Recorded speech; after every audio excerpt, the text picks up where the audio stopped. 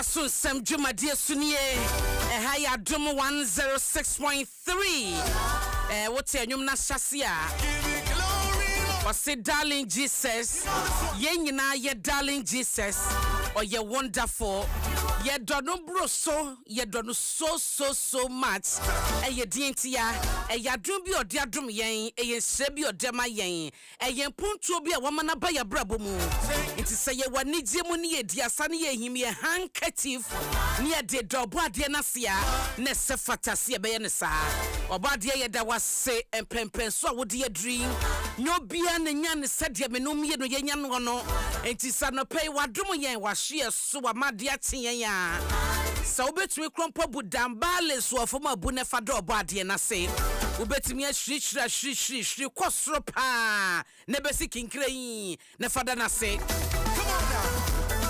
asedanyum ena se yakoma muma asaya frumuma abribia ye bekoso ne yada na se wo hwe ebre na kasema no edunsia na no so abo Dwaso Nsem Jumadie Suni edin amejeso ene abena pokuwa wenie ene me na me di dwuma die ho tia me kosisem no ndu bebo me ne nyina na ye adwuma no me gidi se wanya adaje agebre eniema ben ensem ben na ekoso a wati a etwetwe aso wonse da hunu ne ti ehunu ne nan anopa ye be breaking sem ne be down ama wati ase ye Kofi Asan Dominic si yaboa oman hene kwabena sante Caroline Tete Kwasimafo Ayuwa 05 ena DJ 05 omuna ebo mitidom the solid team yet amachi ne di Dwaso Nsem Jumadie yesomwo na enefi sabre kosise no ndrubebo no ye wo segment ahodo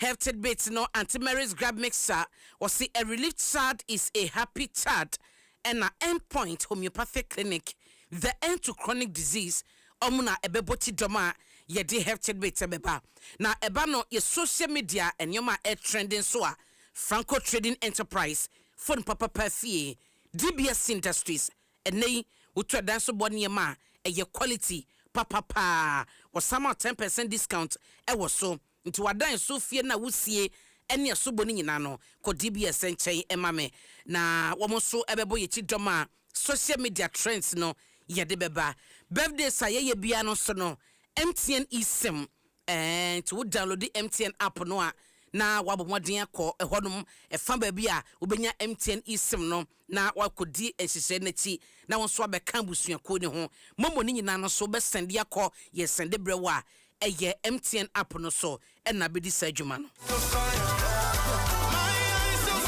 na poso e de beba eye telecell connecting energies amen scientific yare expert na Franco Trading Enterprise phone papa perfie na fedie diwie eye empense mu no Imperial General Assurance solid protection na afsa your story matters enmakoi na ene wo mutayeti na Dwaso Nsem ifi sabre kosise no ndubebo no ye de ebrewo my eyes have seen my ears have heard my mouth will testify the goodness of God my eyes have seen my ears have heard my mouth will testify the good Auntie Mary's grab mixer eye batan bia ni daso sa de babenya ne gie na ne ba ho atono nti batan wawo ayi wafiri ayaresabia na wokofie nse ya ne ye hyeda e wo bo bia na se container bia kwada ne nyoma nyina ne nro kakra ne bibia di yi na som de di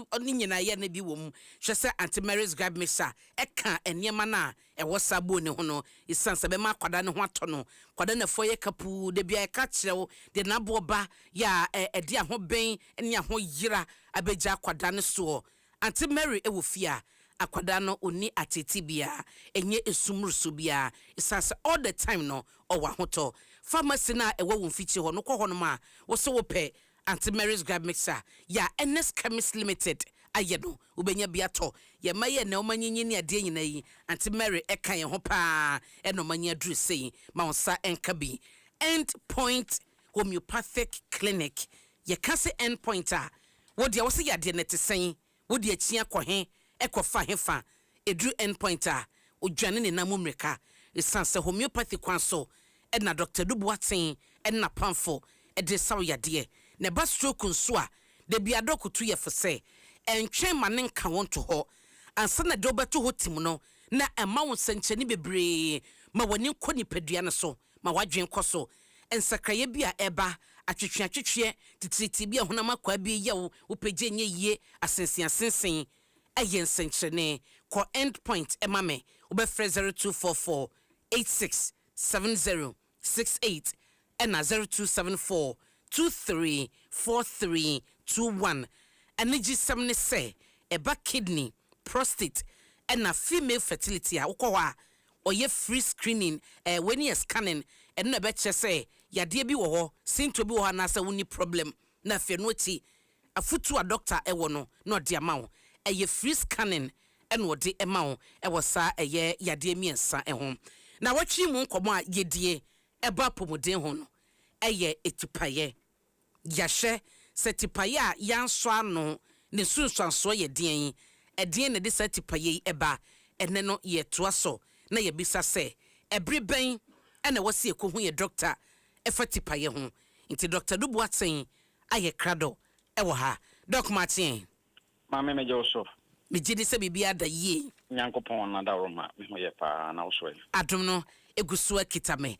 Ye da se ne wo bre tipaye ho asem na ye ka no na wotwi mu. Enti fiti na ye wukoda. Nti 2 days atwam yi edwoda ne branda. Ye sua de na fe ye de doctor de na wo se ekohu no no. Ye bisa se breben na tipaye wo se de ko doctor enchen. Yo mama me da se na machia echefo nyina. Na revelations ya ye sa topic e dey ba no in fact no a ekra de nya more than be 4 people a say omo frɛ me a omo no dem say shumpa say topic na ye treat no akai omo yaw efi say obi maame bi efrɛ ye wasi ni kunu sebi ono ane kɔ eba ono ane ne kɔba de bi obetwe adwuma bi bia o se na de meti ame meti e wo mu anekọ na aba wo mu anekọ na aba ohu ya nse ni kunu no eda ya wansore sa this course ya menya mako 4 just yesterday enti no according to omo no de makai omo yawo with this topic na omo bompa ye se Ghana for ebetie asemi ewo sopem if say entowa uhuni say Adom so de omutu omonye politics MP baby mfa omo say entowa yes da enti ye ka headache no a de na me ye can from the beginning of the month in week nyina mu say yes headache no etipaye a enye yade ene de aba no say etipaye no eye wo kakra onhu kra biem ene na me kire mu say obi wo ha na ebi a wakonom nsa bi na de be chen bo se de ti igwa no obi wo kra no a na se bi wa na yi na enti ade be chen no na ne ti epai no no na obohwemu no no bu ha de ne headache no saa tipaye tete saa no ene na nya yade ai hia so be no maduru kra na mo ye ka se tipaye a ye ka ho asem no a eye tipaye a eba ne ko consistent eba na walu so hu na mbiere nyina wo ye so ye yi ne ka ne sai tipaye no na ye kire mu se ejina ba bi kura wuti no eye wo ya wo de wadwen wonnim hu ne mbiere nti no wadwen ye wo se miti ya me ya se metiko na ya me ya eye miti na ya me ya wonnim difference no no an say wo de wuti eye wo ya but na wotwi mu ye din komo say ye wo over 150 types of headaches etipaye no ye wo mu ahodo 150 enye bobo bebre din ye wo bi tender strike headache ye wo bi tension headache exertion headache hypertension headache allergy headache sinus headache ye bobo bebre ebi aso wo say de si ye wo fa ebi wo ha aso na so wani ni ya tofom usi utrasia na wani no abu okana na wani no elpu nsuo obu ha bon se utifa ne ga itimba bonkum na ba nifa obu ani gina watiko obu ani gina omoma so obu ha obu se utini timi pae wo saa ne gina okon achi na wo ho abon se utirimu no ahye de awosen agu utirimu nyina obi ho abon se ni timi pae no na chese light kura wo so light na okasa na hota no a na opeba bi ede ni ti afa eno ne ye ka se ebia wo adekora edeba ya adekora edeba ene sa kire mu se ye wo no bebre wo a cause headaches no ye say there are causes of headaches ye kire mu se fevers malaria typhoid worms obi okaka obi o eniade glaucoma obi o hypertension obi o pressure we na yade bebenti ye kan say there are over 70 yade benipa de sanimu no 70 to 80% of yade benipa de sanimu no either it starts with headache or as the yade no eko on no na editi yade eso eba nti about 70% of yade ba hunam biaru nyina no somehow no eti benipa de sani eti eyane ya now and then the person concentrate on it and say at what point in time and na makono manum painkiller na afebie die dru no o se me rush the hospital so we keep aye no etu omo ton painkillers no de bia no omo dawuro omo bono ene se wonum painkiller no na se enam yenu achi na miensa achi ekipaye no ankwa o se ko ne ko hu doctor ana opache eche se yade ye painkiller enya yade a wonum painkiller ne na biko a chena hu sa tipaye ne biem enti se hu se wanum painkiller ne free system ni mu na akọ na uti eda so ye wo ya immediately no also utimi koko hu doctor na so ko hospital na ye hwe adekoro no etipaye a ubo se etipaye ne beba no na nye tipaye nko ana nye utimi nko na ye wo ya obu abo se utipaye na afa hu ade mienu wani si wisiri wani prunsu wani kikaw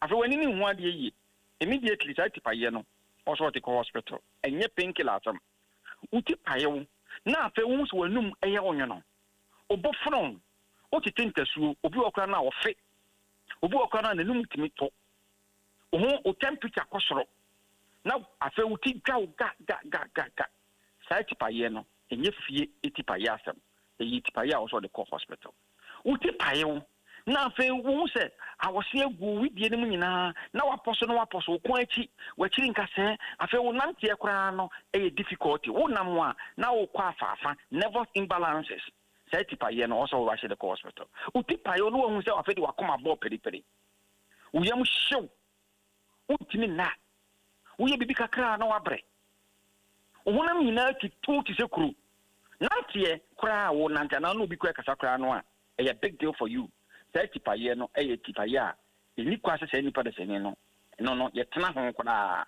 o se o rush at the hospital ana say hu se uti ya o ya ekọ na aba na hu se waposo bi kwa hu se wona ase hono mame say tipaye ni tipaye a ihia se nipa o rush na the hospital etienne hana me de ma no besie eti se empem bebre no ano de me pese me kan nyina ne se uti payew ne kone ba fako hospital anansa uti payew na hu se other symptoms bi say unity ba no na chese yade no afedie advance konanim yade ne yekese na chese no immediately no also they call ayaresabia end point to me particular na egu so bo Ghana mine kokose egu so free scanning for prostate we bema odwonso ntentem odwonso ani bia kam odwonso ani mu apa mi no wo chema ansa na wadwonso odwonso a bonse bia moja ana se insufficient fi be mene mu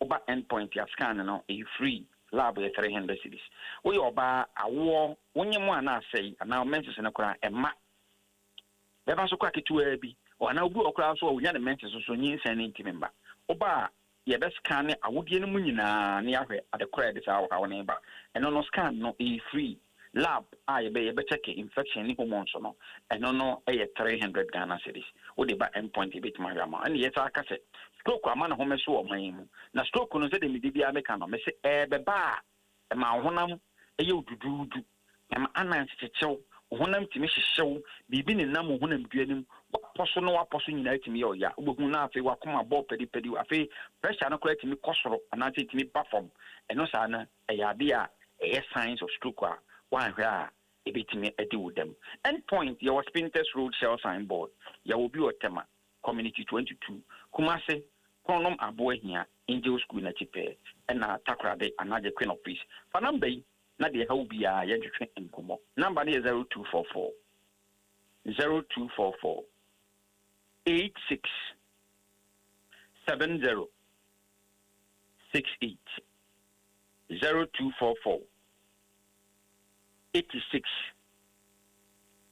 70 68 0244 86 70 68 Mama Nyakopon ka ho Onka onso ho yeda se Dr.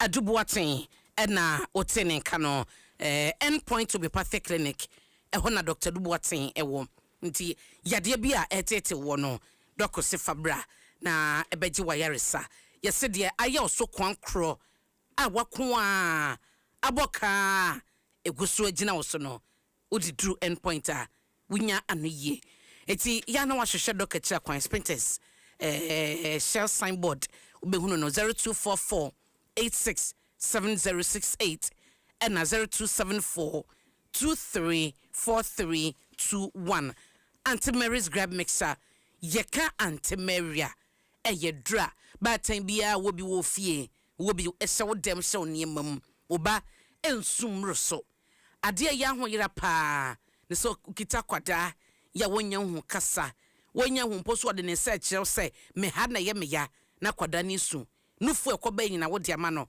de ode bedi agro nyina wo de ama ogususu a na chese bibi ha kwada no a ontumi nka Auntie Mary wo fia hwehwe ma no na kwada a owa hoto no owa nigye wo batan so nya nigye pharmacy shop bi e ben wo kwa obenya Auntie Mary ato mabi enwo niemam abribia na yebekọ yanim ene issues a yebe discuss no yebekọ ye port na ya hwese striker guta tag any feed forwarders asase guta shase na no joda ena feed forwarders no ebnada no enom so ejoda na no ye press conference a wo mo chese fiti enra no wo mo so ko strike hot sen clearing ekoso containers ekoso siketua ekoso anase situation is same panetie yesanso of food and beverages fo a wo mo so esusu se dia ekoso no de sunsu aso beba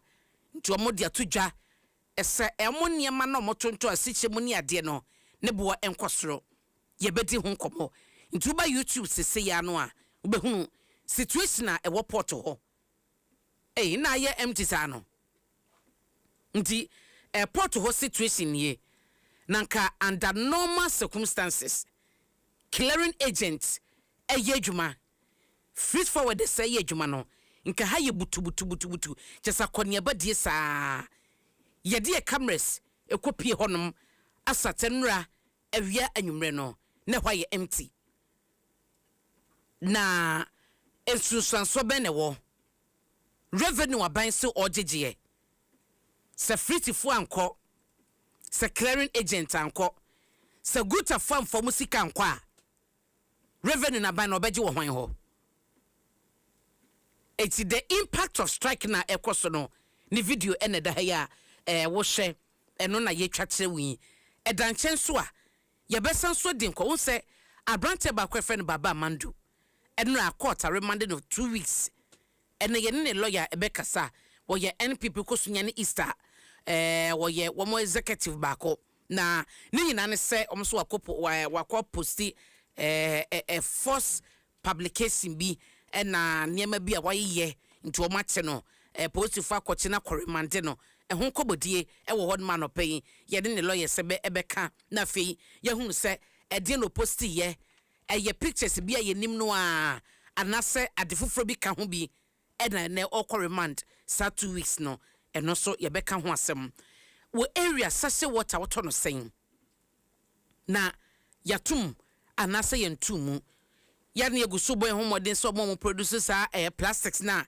ye didi dwuma no ye ne obedi nkomo na ye bekɔ so abo ahomam se benya wo mo a na ye ne makasa na yaji enchimu ye nim se nyame yadom ɔkyena 16th April ye second pricing window eba no fu ho nsɛm a ɔmo window nti bosumi mu no mpire no bosumi na sase na bosumi no so no ebu ne mu anase ye wura mfimfiri hɔ no ma eba nti no akwanya sefuo no ebekɔ soro ɛwɔ hɔ nom aban so ma yenya ne nte yɛsɛ ɔma catch finance minister ɛne energy minister ɛsɛ ɔmo mɛbɔ yamane na yehunu ɛto a ɛda fa wɔn a wokɔtɔ wɔ filling station so no ahe no mo tie fi so yɛnti kitamenti jame de ye hope ni sɛ ne nkɔ na wieye na mpanyifo a communicate ama yet atiasie animdefo bi wɔ ɛyɛ enyima hoɔden fa hɔ no suggest sɛ nke bɛyɛ a aban ontifo no so ɛto na onti so by 1 cedi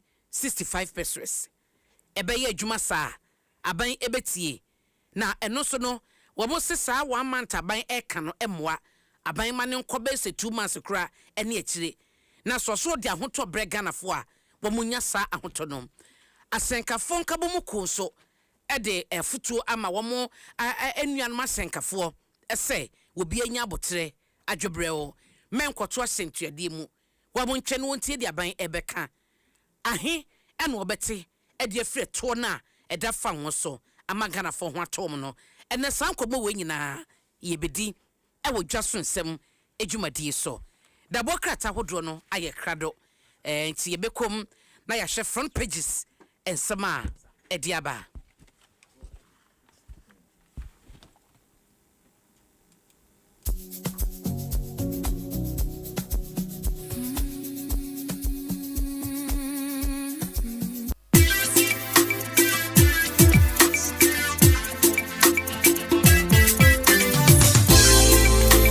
It's a CCM one watch.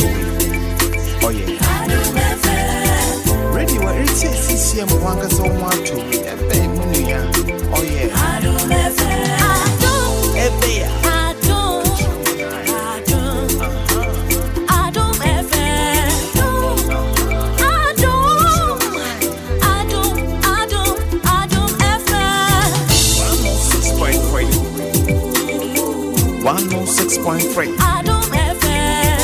106.3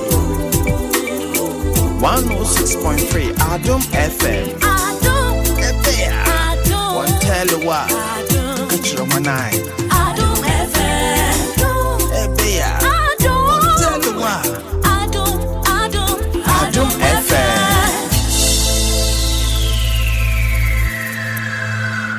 Adom FM 106.3. Only God can stop us now. 106.3 FM.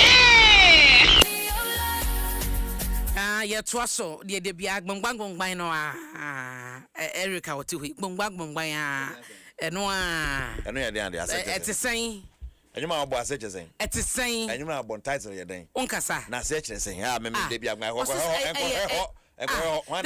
song of hope o ma men kasa kodua po de start twa po fi school aha so be dua po a song enyuma e mani da so enye de bia na ye gbangban gingiri enyuma mani da so se den beba so da bokata do e wa quantum I don't want to ask one. Madi mo ma ompe mane ma nwuma ebe mo o crisis hu so. That I just said you ma crisis. Oh they say shata wole internet. Come here. Ezi da wakata wodro da ba bedru daily graphic nim e wo ha. O say at IMF World Bank Spring meetings world applauds Ghana's economic turnaround. Nti ho na mo che say Dr. Kasia to Forsen Panino Kwanya Wafaso atoto manisi kasem amani omadanie no mabona baso eso abo adwuma pa asante hene otufo osetutu yotoso mienu ni mfoni edaha was a world meeting Ghana to honor asante hene as pillar of peace and also ewa government pushes for dedicated TVET fund reforms na chese TVET won name aban beba aban ko omo nyina ani ku honum wo mo epe foto bi a eno ne yese ye de foto we eto ho a TVET ne yɛde bɛyɛ a yɛnkɔfa nkɔyɛ bibi foforɔ biara ɛyɛ technical ne vocational education no te akwadaa ne wie mmra okita nsa no dwuma ɔmɛtwɛn saban mmra mɛfa na dwuma mu ansa na ne nsa akɔ na no ɛno so ɛho asɛm daily graphic ɛde daily guide animu nie ɔse came 3 points declared marine protected area and a state control weakens private sector Omampani dada John Ajekum Kufuor and Ekasa Ewohain. 6 caged over 14.3 million Ghana cedis at Dabraka gold robbery and Chebian Yachise post for Ashasie eti woma awia kete womkobo sabrano womocho mako idioma kwachukukum FIDA petition CJ over RNAQ divorce judge asem wo de eto nyantwaye say Richard ni amakwe kwasi se no ano no aha one ne yire ya wo mo eja wade ene de no oba no eje 50 million Ghana cedis awoje adan awoje ya na ase dan nyina na ka ho bie na court tena so court se 300,000 Ghana cedis ena osefata so obenya ma no dan ba ko ne ade no ena FIDA fonso FIDA omuso petition CJ was judge no anamontuo na baby Barry case pastor 2 others remanded yabo wamane haya osofo bi oni nipa bi eka ne ho kofa kwada bosumi num a wo mokosie nanim no ena chesoma 40 wo mo a asem na kodi kwata ya remande wo no ye de oma kwatwe kokum. The new publisher Dabokrata ni musuni or say hands off business. Kufuor insists state must not compete with private sector. Into Omampani dada John Ajekum Kufuor ena ekase aban entumi ne ankran krenwuma ensi akan into no aban yi nsa enfra ankran krenwuma ho na bɔ mo nyina isa aban ko ntumi nya adwuma ne nyina ankran krenwuma no eka ho bia eboa hwe nipa dodo egu abonten na no ya Ghana Education Service omo bie portal yesi omanya clearance 7,000 a per adwuma omo bie portals na 3 days sama enipa over 40,000 entries no mo sakaye omo we school tifie o omo ye teachers omo tifie to atase nti no na che say 4,000 entries no mo nya ne krampo no 7,000 pe no betumi afa eno ko mo close yo omo an close anka bebrosa ehun komo eboboba ye bedi no at the right time and also the new publisher eka ho asem or say 30,000 classrooms without teachers oba omayimu a yesuku dan besem pim aduasa na achechefo nim eka ho asem na so say afeni ebe for teachers ne bi 7,000 pe over 7,000 out of here 40,000 anya classroom obi ani ho mo fo mo go e anye yenim say teachers ye hia mo sikani ho scanning a bit you amka almost scanning ho adentia o say scanning ho scanning ho say because before say health ministry education ministry ebetumi aye recruitment I just say finance minister e ma clearance che o say meme as a finance minister of nipa na me na me betua ne kaboso me no ma ho odin ne 7,000 wo fabro so mentumi ntuo ma akatua 87,000 no and what the amount also for 7,000 pepe. What happens to the classrooms na teacher be any ono? Until be so adam pan sa.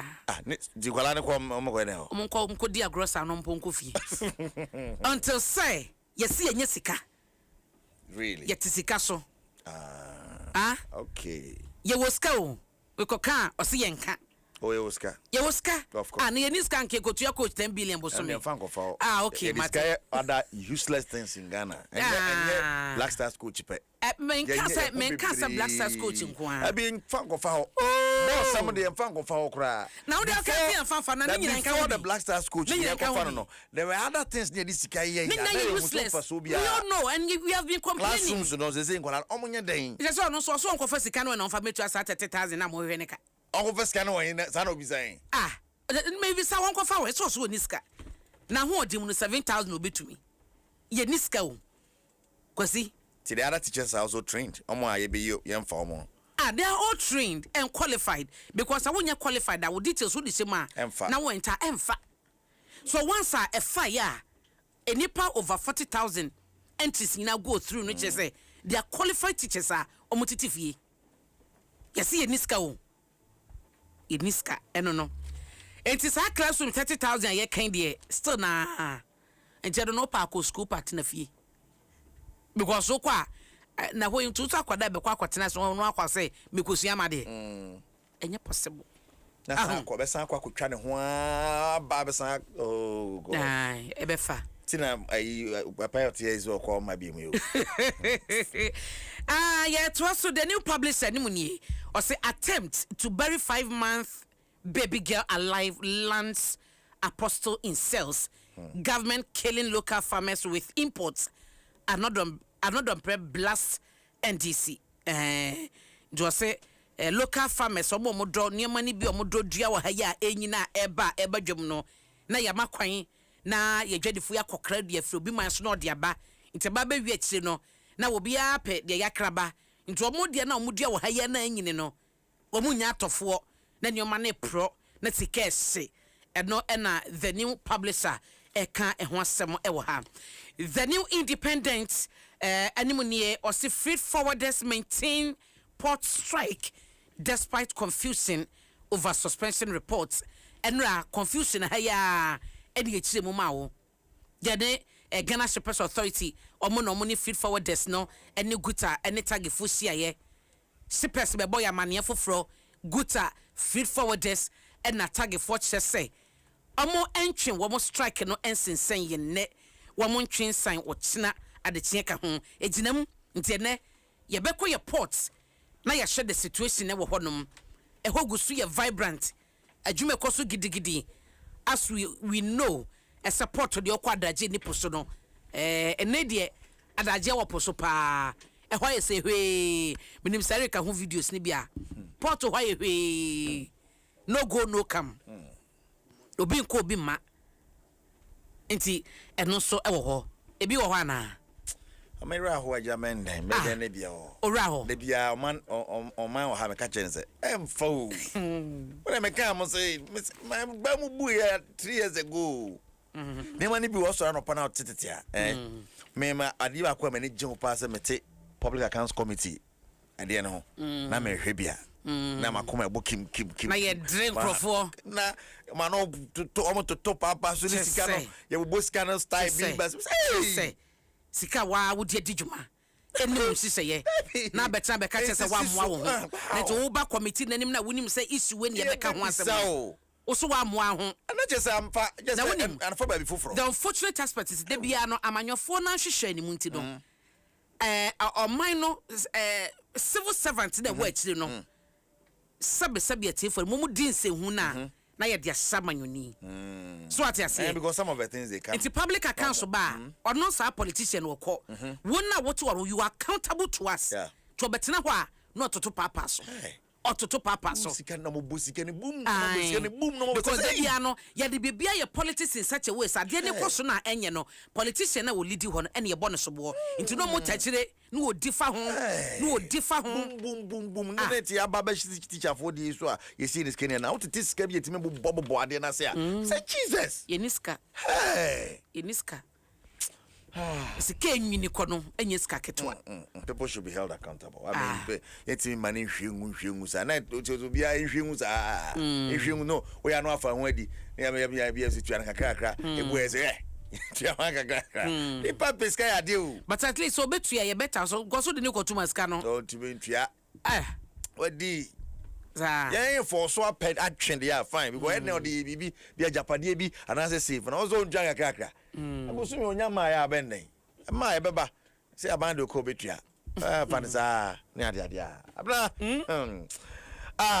yan hwe de ekoi so o me kwa badada na afi na be mame so badada say de o de me ko fire no am mame ai eti say nyame adom e be fa amunye ya krom kwan ntaman na sana bia 2 hours ni yakwaba I check one so yeah if say dasopa na brade nyankopon wa wasem wasa brofo ntade ke dasopa eda me by say said ye tie nyina chi midru sa hombe 130 so de be abadu okra ka ho no mo nyane ntam no o man ko mi ka bebre sa o fio o ka ho na wanya yi ni but o ma ko e betra ka mo dwonso ne hu me unti jaisa no munya ntem o munya na yini fi dia uti aso na nya oya and I make sure say me mani da ho me nkomi camera so I know right me too oh mami akwaba o still akwaba odo that was so na dey 9 months o dey go buni boy aye gina asiga na ni sika ye pesika de what's the sadan mo go bu but I say he box site o mi goton na di go ko mu de light to so asere ebefa na mo ko mi hu bi da we say yellow we blue family ya me do asia na say sports one no say den nsem bebre na na ekoso say no ye wo me up eco world cup no enti yin na ye boaboa ho se ne be ya ye betumi akọ world cup no na yakwakọ ya de world cup na say the longer ye betno na sana senjo for be ko no betna wache ene ye ku sa world cup na ye national project abana na ye youth project because youth 5000 ekoi US embassy nyese yes, we contrast the diashroom. Young na beba. 5,000. Yeah, you know 5,000 kwa. 5,000 beba. 5,000 Africa na ko. You know be samba. Eno ye official entourage kwa na. Me ma o ye be nipa be it be ko 8,000 dey betimi dey akọ. Wow. Official and unofficial. Yeah ko ba te be ba. Oh, ene ye beba because na national project. Tina boys na near Black Stars and qualify for World Cup ya. The and it's all qualify come on. It's all qualify. Who tie na wo person mo qualify no. Wo visa. Visa. Ana obi abenya. Negie. Obi abenya. Ani brabo kwan bia so be faso nya. Nya so bro no betre oni ma bro no bi se kwesa ma na no akoto to so. Fama ma me ko mani abre. Aye project. She. Odu hoda ya interview na. Akọ kasa kire no. Pan to from prati o. O boy di. Press a crowd be forward no. What the for powers is was. Oh God. Hey, the environment, like I said, no press up. I said, "You must have different be as a home from money style be as a run away. How you do? I didn't say that. Who go do interview? What over that? And yes, you do. I mean, yes, all but do quarter office. Be na quiet. One on one, so then one they say who. Which number? Obiti o you go to top up. Journalist ya be boo pa go down to top up. So, obeti pa. Eti. I'm fast so obeda no ani magimi ya you say basa na wunya isa amman question dem enti ba mem twamfo de nti say wo kwa na wa ya hoboa wa bank no obi di wachi no bank credit wote ho o na be come yes ya so gina like you ni mu nti wo di like ni mu site wo your ba na wo kwa mention here because obegina ho ache obedi like mo ache so ati say ese ammo obi ehun say amfa nti ya na wa ya shi ọmọ obi ehun se amfa enye fine mfansi kakra obi amfansi nti adon ye o de sound sa se adi amfa jeko woni man jimi ana de woni be jimi tu bra wa ber heza sa wa ye but at least o de kwakra na o mutumi ma o sande ba ebi mu de no se nye se on farm wo na waka cho say ya refuse ye farm but ebi won obetumi acho say bia we go through administrative process not the amount Ghana embassy so am also munye ombie asem Ghana embassy wo yi no so broni no na do ahwe se de nkofo gu kwan ho pa to wura mu broni Ghana ni so to no hwe broni ni where are you going to Ghana to do what where are you going so I'm going to say no I refuse I don't go to Ghana and so give me ya Mombasa yeah ready MTN de to mo so abna na ya sorry ya call Easter na ba bia twokuo na network ahodo na bi wia ebi budamales MTN obo mi atain na dem to na dem no matter ofo be pono say den pacho bibia dem ani ade a tokura abran peku akọ hwe mu yi wo hye hokra still utimi ye call amane ye MTN da mo sense say the seamless ne ko nya fe na de sim kwakọ hye mu ye nyina ye ko seamless today let's go seamless MTN my MTN app no so na abetimi am yakọ uti pacho ni bia download na ye nyina ye ko seamless sia na bibia so entimi nkoye abran minim take on one more o me Ghana for yan wo mo ye ko World Cup you know matini boy yan wo mo ha yan wo mo ha no ye ko wo person mo ne ye ko World Cup no they say edin ketia Kalum Hotino Doy you know yan wo mo ha ye wo mo ba to mo of Ghanaian descent na abise yakopa mo chompion mo ammo those days nanya World Cup some oh my Ghana I'm so yeah budget ni ha but you qualify the bisa fe de moja ba fe de moja no almost say Ghana moja no e dia fosani o musa ana GF president say no who ya ba ho pen be pa o cho se be bo wa ma no nya fe World Cup abin no na be ho moja di mu afusane Yankopon de okra okay abo ai da bi wow because to the level of the presidency I'm a penny for ministries na do manu ejim say mo ye Ghana for mo mebo mo singing na na de mbebo ye penny but honorable Nilanti Van Der Poel na not say boys na mo ya de on person mo ba mo say o ni mbo chem boys ne fa ti mo mebo we pride mo ye kuntan de munja mo ho mo gogo mo ho aya gogo ho ye ncha wade aya ayi dodo am ka kire mo mo ha o say gogo ho me gogo mami me gogo that's it honorable. Up to now, Mintia says, Callum Horson, Odre, any 18. Mintia says, Josh Achampon, any 18. Mintia says, Edin Ketia, any 18. Mintia says, Daniel Welbeck, any 18. Because Uncle for me, Fisa, Momokoya, Omeboachen, Oma, Yedomo, Austria, and Germany. So what from Primby and a mamma, Nenche say, Ukulusu gates the mall. Congo DR, qualify for the World Cup. Omusha Cameroon, Esha Nigeria, Uni Mintia. Omu players be a Bobo or England, no more from Omano, Omuni by one Bisaka, Azetan Zobe, Maku, Ebe boy nti ema omutim no emu Mentiano na de honorable de tuja say ke no woni mbonti ema omumra mebona bibia nti ekuyenya pride something like that. But now the new coach is the director of communications the Ghana Football Association and he didn't come out after the target almost set ama papa you know the target na de omo sharan kan chene so nkoye we but omo twen so ono ebeba how no ever ban or bow on Nasa Kagaka after how near bit my feasible and then after so watch him say and near my funny sick as some any I didn't know Sena is yet here was I their tosso as a chita be a coach be here some of the man I'm not succeeding on my man Sachitan Henry Santichum. From now to the end of the World Cup. My young trainer, no one make an about no more disaster. But I say, I was to obey Matissa, obey Roque, confirm Mamma. No, I cannot. They can't pick from CKRBC or to have they can't coach salary once. But they are member of front row, no episode. But you mean so already, you know, say, yeah, confirm some friendly match next month and then June. Like you said, yeah, the back of the camp before us and a boy first match for World Cup. It's because I shall say, clearly it is part of the plan. The demand on the specific target demand for the World Cup. I think that target for the World Cup in sports, nothing is guaranteed. You can set a target and factors could scoop at the targets. We have a coach who has come in our it is not just a job, it is a mission to succeed with us. At this point, we are focused on putting all the possible things you can set a target and when to me and Boa, it will be a challenge. In Tipopana Kasaba, no, because me person do final. It is better than me. I mean, say I go final because on Jumano, on India, on analysis of our team, our opponent, what he intends doing, his technical philosophy, and all of that, and based on that, a bit me a man of the hour.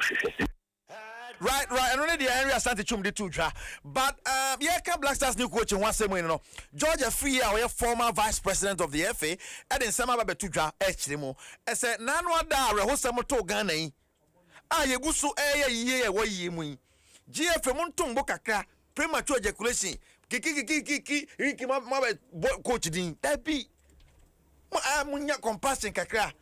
Nipa fimwa ye dia rewodo na nyumenu aka mo mani ntwom kwana brada mo fa di ni metodwa no mo de abetiemu mo nsemu na ba otwen na wacho kra so mbebodi no no so de ye wayimu tobo asa wo de be sayi no aya kwe okuma so se mo de mo sayi mo tinkran na mo ye kwa na hu nipa hia himu da fom mo to na mo ye kwa mo ni ma yeye mo sayi o se ka se ma we odesi dwom ko nyansa dwie If a tiki be war, you see, young fly, the flag half man. You can't out there. You are name you so dimunqua. If you are name, tragic, a man who be a tour mine, it's me, yes, sir. Ghana Football Association paying for only sympathy, only empathy. Ghana Football Association paying for, and none of the entire executive committee or the executive council should bow their head in shame. Sebi. Number one product, the Ghana Premier League. Player, you couldn't devote just one day just to mourn the passing of this young man. One day, just one day only. Must you announce Blaster coach on the same day? Why are we doing this to ourselves? Why are we doing this to ourselves? Wouldn't we have to mourn this young man? Don't we have empathy and sympathy? Why do we continue to do this? And I don't blame them. I blame all the club owners who sit aloof and watch the football to continue to send. We have today to talk about the Blaster coach. We have tomorrow to talk about Blaster coach. We have the next day to talk about Blaster coach. Couldn't we have just used one day? Georgia free as someone no. Said I walk as a head Quebec and about I mean. Well. Aka a few days to the World Cup na you go so young CC send a bear kind of bit makoya there. But ne said now you launchy be bia no. Meneso so ya boy remo share World Cup minute. And a day by any party bu trade yakum. We will have different names, but our hearts beat just the same. Aka Indano Makomakon Edunum and Song na 2026 FIFA World Cup no Ashasi. Will be mine so Mexico, Canada, and Africa no USA. Na Fiji Mediano, in Painful, Amayati Asiase, mascot Makomako Miensa, and Odibedi Jumediano. Miensa in Nefi, Amai Miensa, where did Jumediano as he was wrestle. Na Amai Wodono, the Dikai a Canada, mascot of Fihono, the Dean Ede, Mepel the Moose, Afinsuno, the Fi Mexico no, the Dean Ede, Zayu, the Jaguar, and Afinsuno, Clutch the Bald Eagle, ono FUSA. Clutch of USA no ono ehye member national blue away team kit no Samsung Canada Maple no enso ebehye Canada for one red home kit no na Zayu ono so fi Mexico no ebehye Mexico for green home jersey no so we need the kind cra ebenya mascot makomako miensa ye di jumaso a etise for ade atodwa say mascot makomako miensa ebeko aman eduanan wotwe a wa qualify area code 2026 FIFA World Cup no. Right, and so our World Cup minute and the Equa Animal de Bia, the Memo who Kakra, our World Cup, World Cup minute more. Smaba cook now home. Yeah, Cornishan song and Atletico Madrid in Bassa. Yes. What do you say? Bassa so come back 2-1. That's a bet 3-2 on aggregate. It's in Atletico Madrid through to the semi-final of the UEFA Champions League. We if you Copamu, Sabi if you Champions League more. But Liverpool. As the firm Paris Saint-Germain born you. Oh, Liverpool back by me. Oh no. 4-0 on aggregate. Paris Saint-Germain are through. One penny bear Triple Hill Hotel. Oh, wager. Oh, nothing coupon. And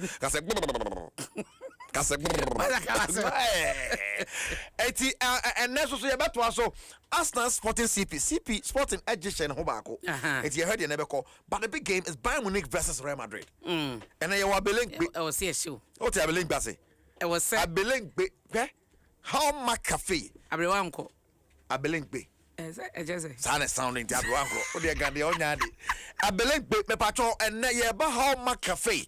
Oh, a live filling station, one. Everybody a boot just screen see. Wow, I break the patrol by 6 near take care of 7 now. Commentary so live on Adom FM, live on Asempe FM, how much cafe? Bayern Munich versus Real Madrid. Bayern already were bomb Madrid 2-1. Send a second leg Ibeko, the big piano, and then a Sauti Adom FM, a Sauti Asempe FM. Never be straight to me. Okay, you're empty and fussy. May I say now, say, driver near friend Joe Mensa.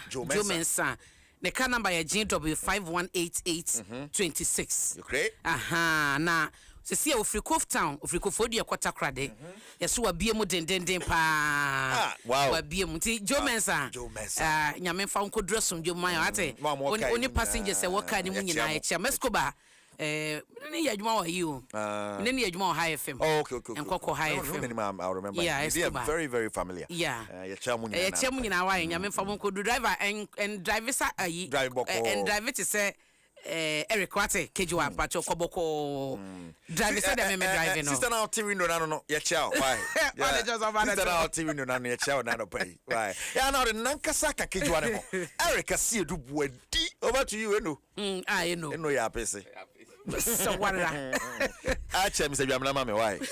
Yeah. Bye bye. Another one. Adom FM 106.3. Hey, tough.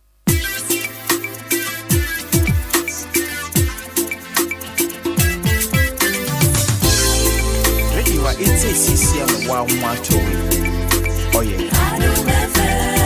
Ready, what it's a CCM 112. Oh, yeah. Adom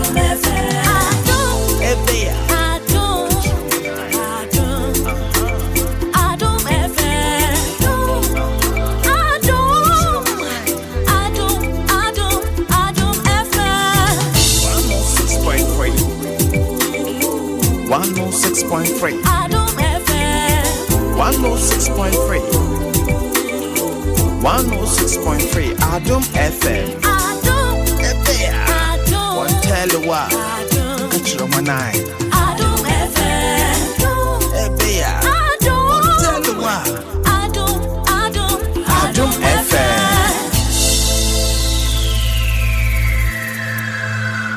Adom FM 106.3. Only God can stop us now. 106.3 FM. Yeah, Dwaso na madika ya maun isu sa no pa ye bedi ho nkomo. Emu baako eye Baba Amando ya say kase court remanding for 2 weeks. Na ho nkomo die na je bafo wa esquire ono na ye Baba Amando ni lawyer. Na okomansia south nso a oyo momra sebejani ye no ni nkomo na ye nhye de ba ye Baba Amando ekoye no charges ben ene ye de abono na den na woman to me anya bail amano a ya remando ni cancel Martin mejo so ebru patronity sen Adom no ntime ho ye na nso nyame gusu ho yamobo ye de rade ase na Baba Amando nra ye nya ntie se court remanding for 2 weeks. Your client. Did it kind charges ben na mudru court? Me at Yabono. Pacho, enyame nkwa na me ne lawyer. Okay.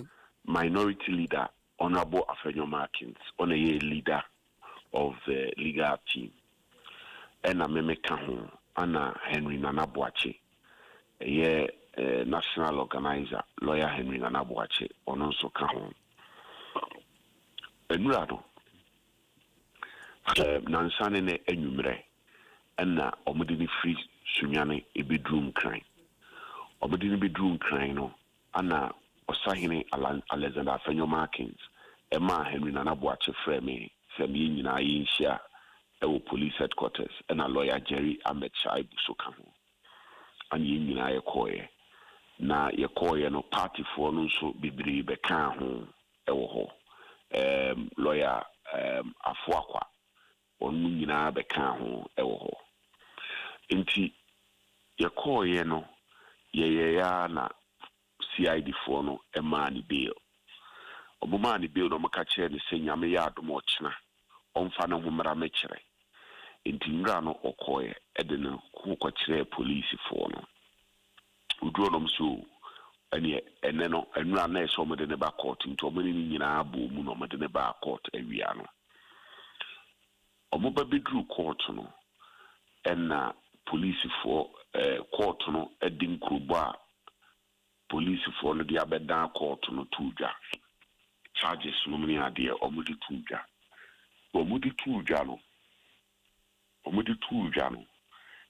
enna omudi tuja wie na police for prosecutor no so de na no asem so eto so when you di bail application eba ye the bail application no buy no police for no sorry no musu tumia ye de ma bail no e wo judge for judge Nsem into omo de omo nye opposed to the bail ni mo jai ma judge no omo ka se omo jai ma judge no akwa na judge bisa mo se mo wie mo investigations ana omo ka se omo so omo wie omo investigations. And a judge said, "The moon hiano for investigation." Sabe, the police for no hiano for investigations are. And no more than Quebeca. Prosecutor nan and Quebeca say, "Ye hiano for investigation to court no and remand no." And so we and your prosecution the can you. judge no ana akwanya ba so say e was a prosecution e oppose bail no prosecution so oppose bail no judge no ana afidi ofiri ni pem ebisa prosecution ni say na mu hia no for investigations ana prosecution ni ba bi ya no say the investigations na ye no ye forensic experts na enti ye hia no e kwa na prosecution ni trase enti se prosecution akase ya na wohwe se ade ebechia me akokɔɔto nso krache no yama ni baila bibia no baba wadwene mi se court no be free ni pim so omoberemande bo abrantie no afi court no nka asem yintia obisa prosecution ni se na mo be wie investigations in da ban omuso mu hia between 1 to 2 weeks afi judge ni se wa remand no kopim se yebesa aba court biu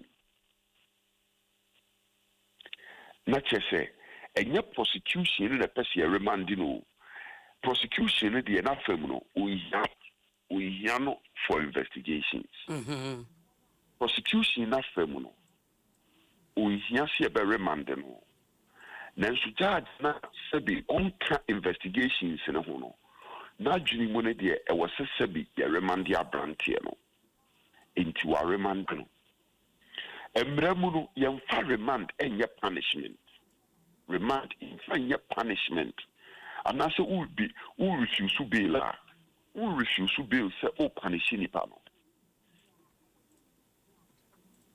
so what I say enunti na ma enra na ebufu aba no clearly you will say judge na odi sabe onye imagine say opese odi o patent training fi say prosecution na omu case no and can say omu pese remand dia brantie no prosecution no edikan is investigators no kwa declare money bail and send the back court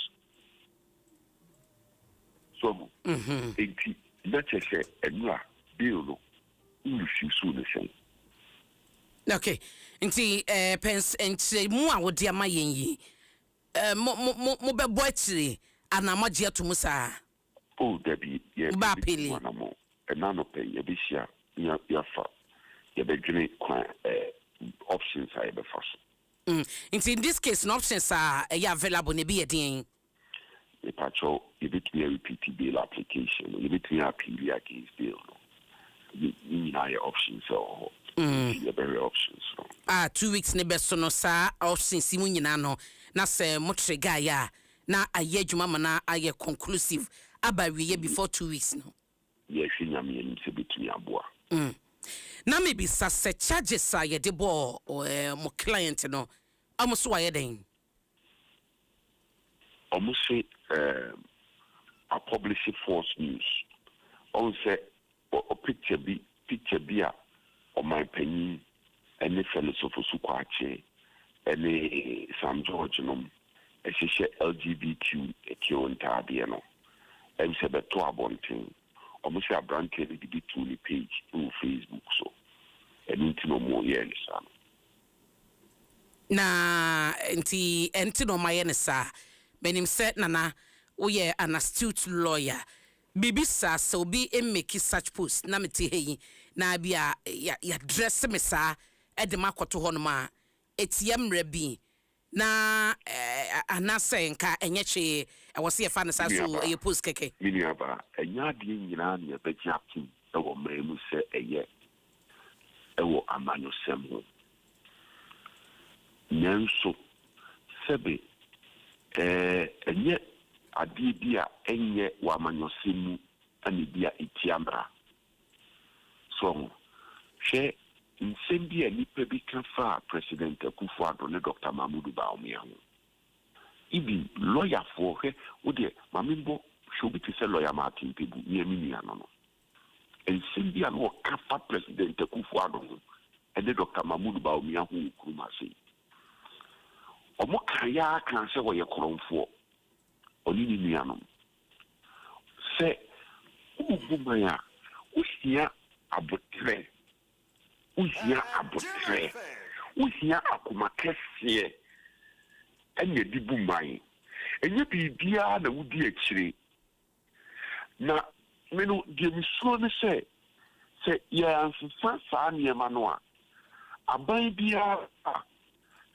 foot soldiers no nipa a ɛwɔ akyire no ɛbɛka sɛ sei na naano ada ɛsiyɛ enti mo so munya ɔmo bi ɛno na mehyehyɛ sɛ nka yɛ judiciary judges no ɛbɛgyina ɛne politicians wɔn bɛgyina yɛ ntɛm sɛ ɔmo agyina yɛ na sɛ ɔmo so yɛ ɔmo adwene sɛ deɛ amanyɔfoɔ pɛ ɛna ɔmo bɛyɛ a deɛ ɛbɛba abɛsi ne sɛ bi ɔman no ɛbɛbɔ ɛno na ɛnama mo ɛno na ɛma bi di yaw fi sɛ deɛ mehyehyɛ nyinaa ne sɛ judges no bɛgyina yɛ ne amanyɔfoɔ ntɛm yɛn NPP foɔ yɛwɔ deɛ yɛpɛ NDC foɔ so wɔ deɛ ɔmo pɛ yɛkyi titafoɔ hɛ ebire bi ɔman panyin J.J. Rawlings baa soɔ nipa bi sɛ let the blood flow let the blood flow let the blood flow ìpàtàn sɛ ɔkae yɛnya judges bi a ɔmo yɛ akokoduro a ɔmo gyina abrane sɛ saa deɛ no ɔmo nsosɔ so fi sɛ ɔsosɔ so sɛ paa maame na ɛbɛma ɔman no ayɛ dɛn abɔ nti mesrɛ judges sɛ ɔmo yɛ akokoduro na ɔmo nyina amanyɔfoɔ ne ntɛm na ɔmo fa mbɔ ɔman no ne mu nipa ho ban ɛnyɛ saa ɛbɛma ɔman no abɔ sɛ yɛsɛ ɔmo bɛyɛ amanyɔfoɔ deɛ yɛpɛ nyinaa na ɔmo bɛyɛ a ɛbɛbɔ man no na boame na mente aseɛ sɛ baba amando ɛyɛ sa post no bɛpɛ sɛ mesrɛw wadaroma kakra a mepɛ sɛ meka no akyire Oba so you be here education even though say we are lawyer for baba no council mesrɛw akyire ebedi sa nkomo no why mate mame na say lawyer na wotene kana na je bafo wa ono ye okan lawyer fo a baba amando case no mudi akyire mansia south wo no di ne dwuma semra hye bedwani ene na ye beto so e wo san komo we mu a die pese ye hunu na ye te ase ne se obi ye post bi eti sei e wo se police fo a ne be hu eno moto na mo se picture wa posting eni se o posti especially say eya manyofo enya manyofo keke eye personalities bi o mo aban mu no a wo bi address o mo sa aposti no e wo se enipa na ya posti wo mo no emu bi na koye complain anase posifo no anim die mu no ehunu se da bi ade ahwene wodi ato honum yi eye force entisa na wakwakotwero nti no omo acte on behalf of wine and posifo no to make us say some post picture na onipa no on share Saturday no mea na me di AI aye editing na me di ase no nti posifo ensise yi mu no otumi hold me accountable was sad na ma post no anase was say a party ye did na koto honom no and a kokoye complain ma emra no eso sani panim ye pesa entiase no tebe se ye benya lawyer ni bi na waboa ye enchimu a na ye hunu se posifo na to make us da bi ayo ade a post ye de wodi hu hyenkrofom wo hunhuna nkrofo wo koso fear panic where your first publication because ni ho na wanka so wama na wo ho to ate ase na ye de akoye nim ti no na social media na wote so no sa so be sore na de opa bia wo posti na de opa bia wa ya na no so ya hweye nti enya sa education no se de emra no eka no a ebeboa yen ebe guide yen ewo ye ne omaye social media ne you see ene de ekeka ho na star oil cost ese menkoso a emo wamane esefo ne de ye beto ese ne kita wo no engine no ewo se ejina yie nti na bibia no ewo se wo hwese wo tofu papa sanse fo na wo to no na ema engine no ahoden nti wanto ewo star oil na akɔtwi fa ya adom ho a usewu engine Ghana for over 240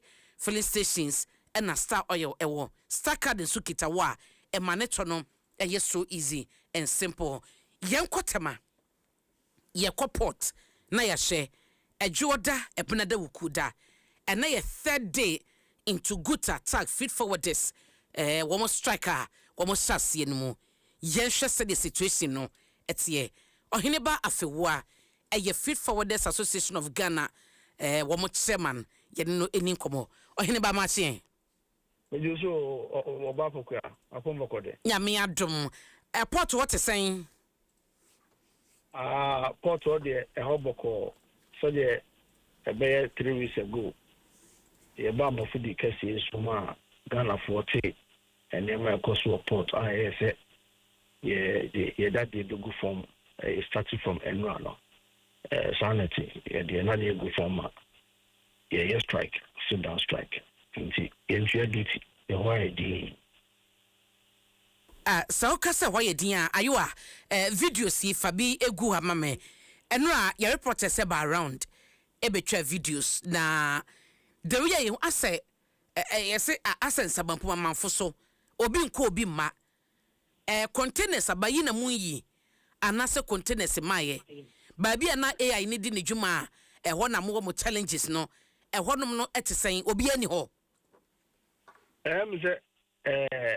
demonstration na strike na no you declare say if endra no yentua duties but omo na etua duties last week ontimi nyini niema de ho wo kwan say obetimi akodo akoyi niema but say afina wo kwakotua duty foforo this week niema de and ye say ye mpe ema ye ntua sa duties no ebe before na akọ akaso omo so omo ma eske bia ne mfentua say because if you run there ye tie ho gumma ye hwe say obi antimi nkotua members so at the super paper mine international ye to aso wow babi a mehunu ma hunu se ships agodo esi nsuo so containers esisi so a ɛhɔ nyina adampan kwasi ma ɛhɔ no nkyɛma me na ye omomo ehwe wo YouTube no join yen on YouTube bia ntumi kwotema poto hɔ a yakɔ hɔ aba ɛhɔ ama ne nie enti containers na salai ɛwɔ ensuo ne so no nke hɔ yi under on a normal day no anke hɔ te sen ba bia containers ne sisi nsuo no so betwamfo ne kyerɛ yen so the normal day no vessel bia eland there ebe se a you rotate to we pe say omo discharge container na vessel no ko enti vessel no yimu ne ma wi a obu ari ne ma wo ma no twa duties no wo yi na obi so aba be park we doctor no so de enti aba ni say no omo yi go ko obi amemyi na obi so ko aba be park enti no vessel so de ebe park go so de on to say me oban beti isu frɛ no say Ghana association brand so eka Ghana hunti no so enyema enko yie na say ye twe abaagwe agina so a ono so nti na sopem esa dia de ene second day you 2 days to go and Sunday we are striking sebo de mu orempa isa said de me hwe wo YouTube yi de na kyese enko yie nti akoniaba de mujumade in a day ebeka se free no sika hodro ya mutuatua no ane ni padodo a ekodo do ani bubu a ebetumi akoba yesen se ye nioma ye payment wedie ekọ ani mo pa obetumi ama ye figures anasa numbers figures numbers be because ohene ba online no e break gina ye mame menam umapa figures the data there we so say GRA for mo hu ne ekoso yapo afọ na e so betimi dia mo say I don't know the day no before strike any ya started striking data at the same endra no nanka I see twa duty no duty ahe no munya ahe na ema etino se no ebe inform Ministry of Finance omo hu say ne adwadifo ka no nyansa wo mu say omo ne ebesi nkonya na enye etimeti bia ye hu ɛwɔ AI no ho a yɛfo sɛ ɛmmo adwadie no yɛtumi aka na de asomdwaba na ɛba de se na sa amanfoɔ toto a yampia saa keka nsɛm hu sɛ asem sɛ adwadifoɔ ɛyɛ greedy ɛna ɔmo mpɛ sɛ ɔmaa no bɛkɔ so na ɔmo yɛ saa de bia na ɛntwa yi nti ɔmo abu akontama ɔmampɛn na bɛhu sɛ ɛnima nkɔ yi anaasɛ ɛnima nkɔ yi yɛyɛ mfa figa bi a ntwa yɛwɔ data wɔ nim ɛkɔ so and yɛn nyinaa yɛ protester yɛfa so bi ma aban adwene aba deɛ ɛkɔ so no so yɛdeɛ demonstration no ɛnɛ aluta continue a yɛbi so ayɛyɛ sɛ woyɛ na no a mo ne Ghana shippers kɔsi ayɛ and we are being informed sɛ nyame adom ɔkyena transport minister nso ɛnhyia mu bi wɔ hɔ mote finance for na nkasa mo ne mu di dwuma GRA commissioner mate wɔ mo nka meka sɛ yɛnte wɔ mo nka sɛ ayɛ sɛ ɔmo gyina faako yɛn nso gyina other place na yɛmbusa sɛ policy bɛn na yɛde ba customfoɔ no akora na ɛsɛ ɔmo implement policy no obi no a ɔyɛ PR ɛna commercial general nankasa na ɔyɛ ne PR Ministry of Finance ɛna ɛyɛ ɔmo PR iso sɛ nneɛma nkɔ yie but bini aba asɛm no ehu I'm telling you ehu hwɛ ameka sɛ mekyɛ metio ɔmo nneɛma ɛwɔ port sisi a ɔmo nneɛma ɛwɔ po so ayɛ sɛ ɔmo abɛtɔ fidie mu enti baako kɔ kruku no ebi a si ɛka no mo ntia a ɔmo de benya ho mfasoɔ because the A and abɛhyɛ ɔkɔ na busa ho sɛ the next 3 months coming no why no afa saa atitiwe mu a ɔbɛsa akɔfa nneɛma ba bio that is the question so see ano deɛ obi container support A ama ne value ɔsi pɛti wapɛti osi wuntia ida so obɛgya hɔ anaasɛ mmara ne ma no ho kwan so ɔbɛsa export na sa akɔ different countries so sɛ no ama no wotwa container no ho fine but going forward you know the next 2-3 years 2 months time no one or coffee scarf for akɔkra container ba na ya sabisu na fidie bio ɛno ne adeɛ sɛ ɔma no da so bi ho nti president mama yɛsɛw nkɔfo a ɔmo ɛwɔ amamuo no ɔmo po ama yɛ buman no wanhwɛ yi a ɔmo bɛyi no ase atwedeɛ because ɛnima part ɛkɔkwam ma obina ɛbɔsi ɔgana ama ne gyaba no ya no nko abɛma saa nneɛma no ama ɛdeɛ no dase aba nti mpatwɔ fantasy fam na yɛntra se ne dwadifoɔ ani nye na Ghanafoɔ nso ani nye okay na finance wo kan wo se finance ene GRA so mo gina faako nti Ministry of Transport ya mo nyomo ekosia akodi nkomo no woni da so se bi omo no ekomeki case mamo a ebeye adwuma na enye adwuma to the sense say Uta, TAG, GIF, the Quebec, all the key association. Ako transni ministry nankasa omode police neighbor. GRA boss kaho. Any all those matters when it comes to customs. Eji na table. Me kobi.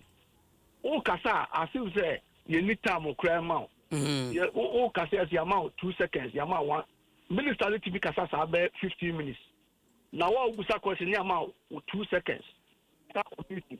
As we near adaje emegede for. Engineer transfer minister no bit solve your problem ai. Transfer minister on to solve that problem when it solve not. Is near the minister himself. Dr. Tufos Nankasa. Any commissioner general Nankasa. Any get for yen central na problem say you know. Make us in the actual air condition 1.5 horsepower.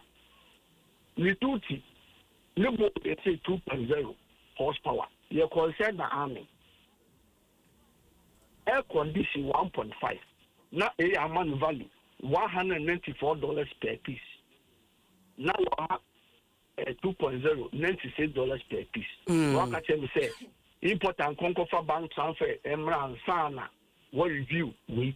These are the things that there's one side of it. Okay. And you might be to send in the shipping bill, that's all. Shipping bill, no. The head in the Ministry of Finance, Government of India. It means that nobody can falsify any documents. You see, Ministry of Finance, India, to Ghana Customs. A authentic document.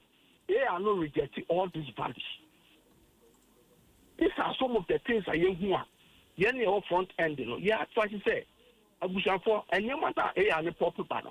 A system, a bebwa. Then so say problem or one. No, my unfunny to a criminal, yen overhauling, and what the whole system. Yen to me who say, yet Tassin said the Satanic could be harbor. Yansam. Okay. Yeah, no, yan funny to my. Now they also be leakage, custom form of my target, on my hit target, 10 years SS all these years. And then when your money and to see Mumuna every tracing cost of what man on my we are there to see. Mate, Nature say watch now, some meeting now more to some money transport to Becusiano and for so be Amaso. Transport, no, you see, there are another issue of port to what transport so. But when you good for Mukuya Nicusiano. Ye kona ye Kwakusiano, may catch us a transport ministry, almost to me some problem away my. Minister Lankasa to commission is almost cover and buy it almost a multi case. Now, Minister of Transport will get to class my mind. All those who Miami are didn't wear and yet to your few and much now, who say no and yet and 20 more family monko. Now, Ministry for and of the Casamine. Yen Casania get before near 1 year class. And then some 10 years in your same account. These are the realities. Now, me expect to say. Any of the AI people, no, send come up with your public company maba. Nanka or if you will be here, and the rules at the Ekan. Yanso man, Nansen. Mate. Who sounds that politicians are here, and it's me can your maba no more to Mr. Kukun. The government of a chakwati exemption. And you know, when they are talking, they talk as if traders here. They want it their way. Now, or the second make it a and the epic gas no better. Mate, Ohineba, Mamena say, any bra, when ya amayen, Yera John Awuni, a president, Food and Beverages Association of Ghana, Yenio no so and to us so.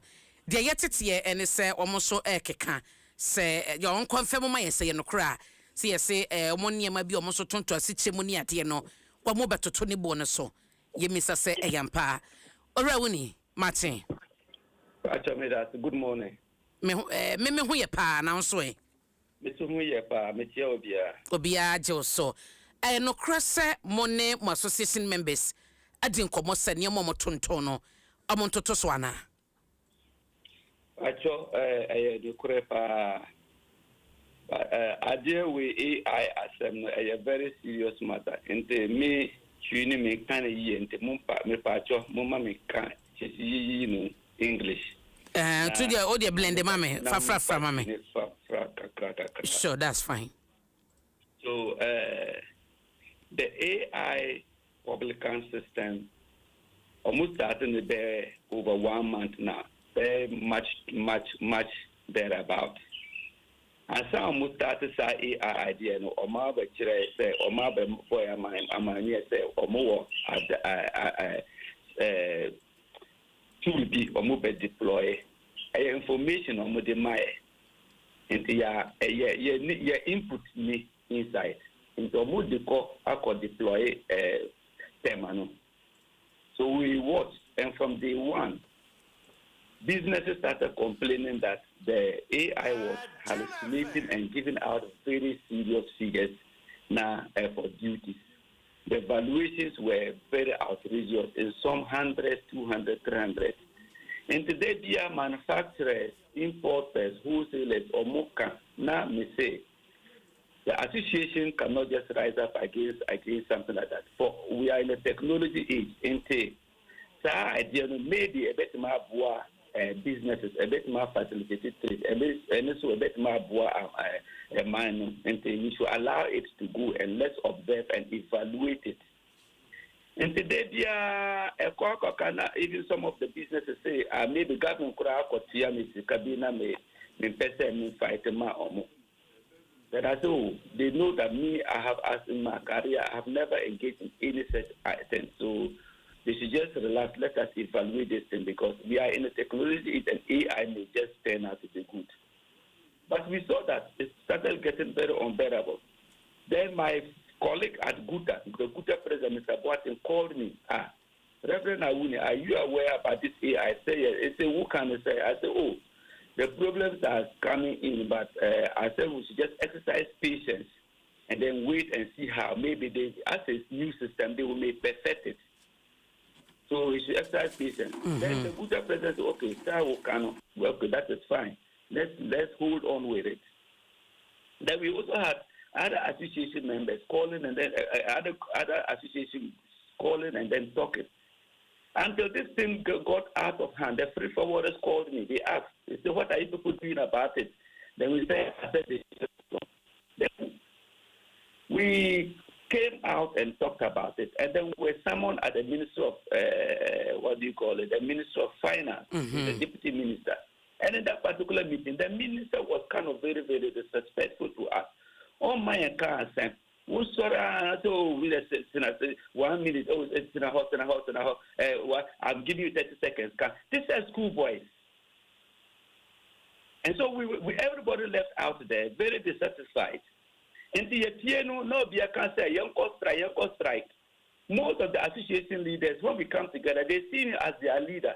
And so I told them that, oh, listen, let us not do it that way. Let's write a petition to the finance minister and update him on what happened with a meeting with the deputy minister. And so I say, oh, okay, so can I hear you, sir? And so Marco Kochiro petition, and I the finance minister, no? And then it went into the Easter break. And then after that, last week, 2 days ago, we never had anything from them. And then we started saying, if we are not hearing anything, then we will have to also go out and then shut down our businesses because a lot of capital is going down. Now, Commissioner Nam Bebia say, and since the AI has been deployed, there's the massive increase in revenue, and the businesses are crooks, we are undervalued, and then all that. And we found it very, very, very, very, very, very unfortunate because Pacho, AI is not just a magic thing. AI is as good as the one who inputs the information. It depends on whatever request, whatever engineering you do to the AI. That is whatever the AI will come out. To the extent that goods that are coming in from India, where we have custom to custom relations, the goods are still rejected, value 200-300%. To the extent that we have in the business policy war, authorized economic operators who are recognized in decades by the government and by the system as very, very, very compliant, and they do not play around with their figures in terms of undervaluation or overvaluation or whatever valuation we will call it. They are all flagged and they are made to pay. And so when they are flagged, they are allowed to go. They say, oh, they can come over. So one penny I will call appeal. Appeal no so. You are just there, and then it will take weeks, 2 weeks, and the time that is passing, almost year demurrages. Some people are 10,000 demurrage a day. Some people. So depend. It's a whole lot that is going on. Okay. And see, what we realized, we said that let us suspend the AI thing because it is completely killing the businesses in the country. It's completely killing the businesses in the country, killing people's capital. And the fact that the Commissioner General is roaming around saying that they have raked in much revenue. And Pacho, granted that the AI is now correcting and giving right values, let me state and make it very clear to the government that the current prices of goods in the market is a reflection of the level of goods or the level of duties that businesses pay. So if you come in with a tool that is now giving out valuations over 100, 200, 300, 400%, nothing goes for free. Remember that you can rejoice that you are making so much money with your new magic word. It will reflect in the market by 200, 300, 400%. Okay. And see, John, my memory ha kakra. Na kyerɛ sɛ besa bosumini ya AI no ewo ho na enema mode ba evaluate no 200% 300% mutu ya no enema bo ayeden dada mode atoto so dada anafe na mode betoto so odwom. I think I had this too because I told most of the businesses now you catch on this. It's not good that you increase the prices. They should hold on. Maybe the things will fall in place. Because the fact about it is that business is very, very, very slow in the market. Almost idea. And it is not in the interest of traders to increase the prices. It will exacerbate the entire situation. And so you catch on say, nobody should increase prices. And so this is the level where we are, and we thought that we will engage the authorities so that almost spend idea no kakra. Now the challenges that are in there, no, young say you better rectify, say you rectify, then they should leave it because incomes and all other tools are there. Business does not come to an end if AI, whatever not, is removed. And we are just saying that it is just all outrageous. Recently, they have made some authorized economic operators. They have paid them wages, only for them to come back and acknowledge the figure that they gave out was true, but the AI was wrong. Now, have they prepared to pay them the compensation of the demurrage they pay? No. There are goods that are locked up in the port for about 1 month. They are paying demurrage every day, and they are saying that when they go for appeal, they are not getting anything. The appeal side too is also overwhelmed. So it is not in the interest of what we are doing that we just want to shut down business. We want to do whatever not and then put pressure on the government. Okay. No, we are not condoning with businesses to undervalue and make money. No, we are saying that you have deployed a system. That system no problem. Maybe how efficient are the custom officers in putting out in the AI in handling AI too? Because it's garbage in, garbage out. So AI is not just like what all of us are holding and they say that AI, you need to people go in and do AI courses, AI in general, AI and all that. If AI is just an ordinary tool and any custom officers can just sit down and put it in there without any proper adequate training, then we will not need AI certification and training and all that. And so we are saying that the government, the Minister of Finance should hold back and nothing will be lost. Okay. Nothing's going to be lost in this particular case. That's it. Clearing will continue. Business will continue until we fine-tune all that. But the way they are going about it, turns out to be very, very, very fishy. Prices will go beyond this country that they themselves will know that they cannot even handle it because nothing goes for free. John, there what kind of as a threaten ye say mobeto to niema bo mu ama na bro ye so say ban be hu say we dey wo say ya konfo. Sana mo pese mo ye. Mpacho adia mekano yes so we evaluate says custom commissioner say they have increased revenue by 3.10 billion cedis and dollars. So why is that? It comes with the extortion of the money is taken from the businesses because the wood the idea about wood the mobile not a mono cost price yet value yet 400 cedis per bag. Now customs are valuing 1,200. And 1,200 no now almost for so now we clear 1,200. The GRA commissioner is jubilating now to see 1,200 no is the right value. What will you do? Your pricing will begin from 1,200 cedis, and that is what's going to reflect in the market. Because what is happening is complete insane. The AI tool is hallucinating. You cannot put that thing at the port. And let me make it very clear that the port is not the only point. I am not saying that there may not be corruption and whatever not at the port. But the port is not the only area of corruption. Corruption is riddled in this whole country. There's some students that I may have taught even at SS have come out to be ministers and gone into politics. And they are flattering money and they have become so rich to the glaring eyes of all of us. We have been here, ministers have appeared at the Public Accounts Committee, and there have been massive, embarrassing, scandalous situations where we have seen that they have used government money. ECG goes in there and they say they buy power and they lose, before they even distribute the power, they lose 27 or 32% of it. They sell the power. They lose about. They are not able to mobilize the revenue. They mobilize only about 50 and now 45% of the revenue. That is a clear point where you can introduce your magic word, your AI. The ministries where corruption is reading all over people under overvaluation of contracts and all that. If AI has come now to save revenue and increase revenue, that should not only be at the port. Let them deploy it in all the ministries. Let AI run this country, because if there's any battle we have to fight in this country, it's the battle of corruption. And so if the government has suddenly found AI to be a good tool, it should not only be at the port. Let them deploy it all over. Maybe we should even have AI ministers. Alright, na wuni meda say any bra wanya amayen na chese ye kan die Ghana for nya hoboa efida ben na mo be hyase atotum. I have notices here that some of them have sent to me that they have sent to their suppliers, their traders in the market to increase prices. Maybe if you let me just, if I can just receive one information.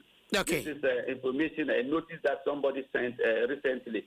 Kindly, dear valued customer, kindly note the following: updated prices effective today, 30th April. Rice, sugar, Vietnamese rice. Please note that these prices are preliminary and further increases may apply as we continue reviewing our prices due to the ongoing cost changes. Thank you for your understanding and continued support. Best regards. This is one person from one supplier. There are so many. I can read them to you. Okay. Tinicha se brofo na okan na meti ase dia omo yi niema na de to omo customers anim ese niema bi ti se sichire emo Vietnamese fo mo na e ba no ne ade no nebo no ebe kosoro e na mo charges aba abeka ho nti no wa mo nya hoboa ento niema no ntwo no sa na tie. Exactly. So they are all over going on. And the government, the rejoicing that the commissioner is doing, is rejoicing that they are making more money now. It's Ghanaians that will now pay that money back to the businesses. If we are not able to collect the thing at the port, we will collect it from Ghanaians. And the government will know the political implications of that. John, Mamena Seno Brawanyama, what? Baby Bieni Abutre, why Munkuyen is more. Countries belong to all of us, and we are very committed to the development of this country. And yes, sabotage. A lot of government people, the Omunim say, we are even our friends, and many of us may have contributed to even where they are. They have come into power now, so we will not do anything to disrupt. They should better listen that what they are is for their betterment. We are giving them feedback. I will never come out to talk about anything that is a lie. Mate. Alright, John Awuni, President, Food and Beverages Association of Ghana.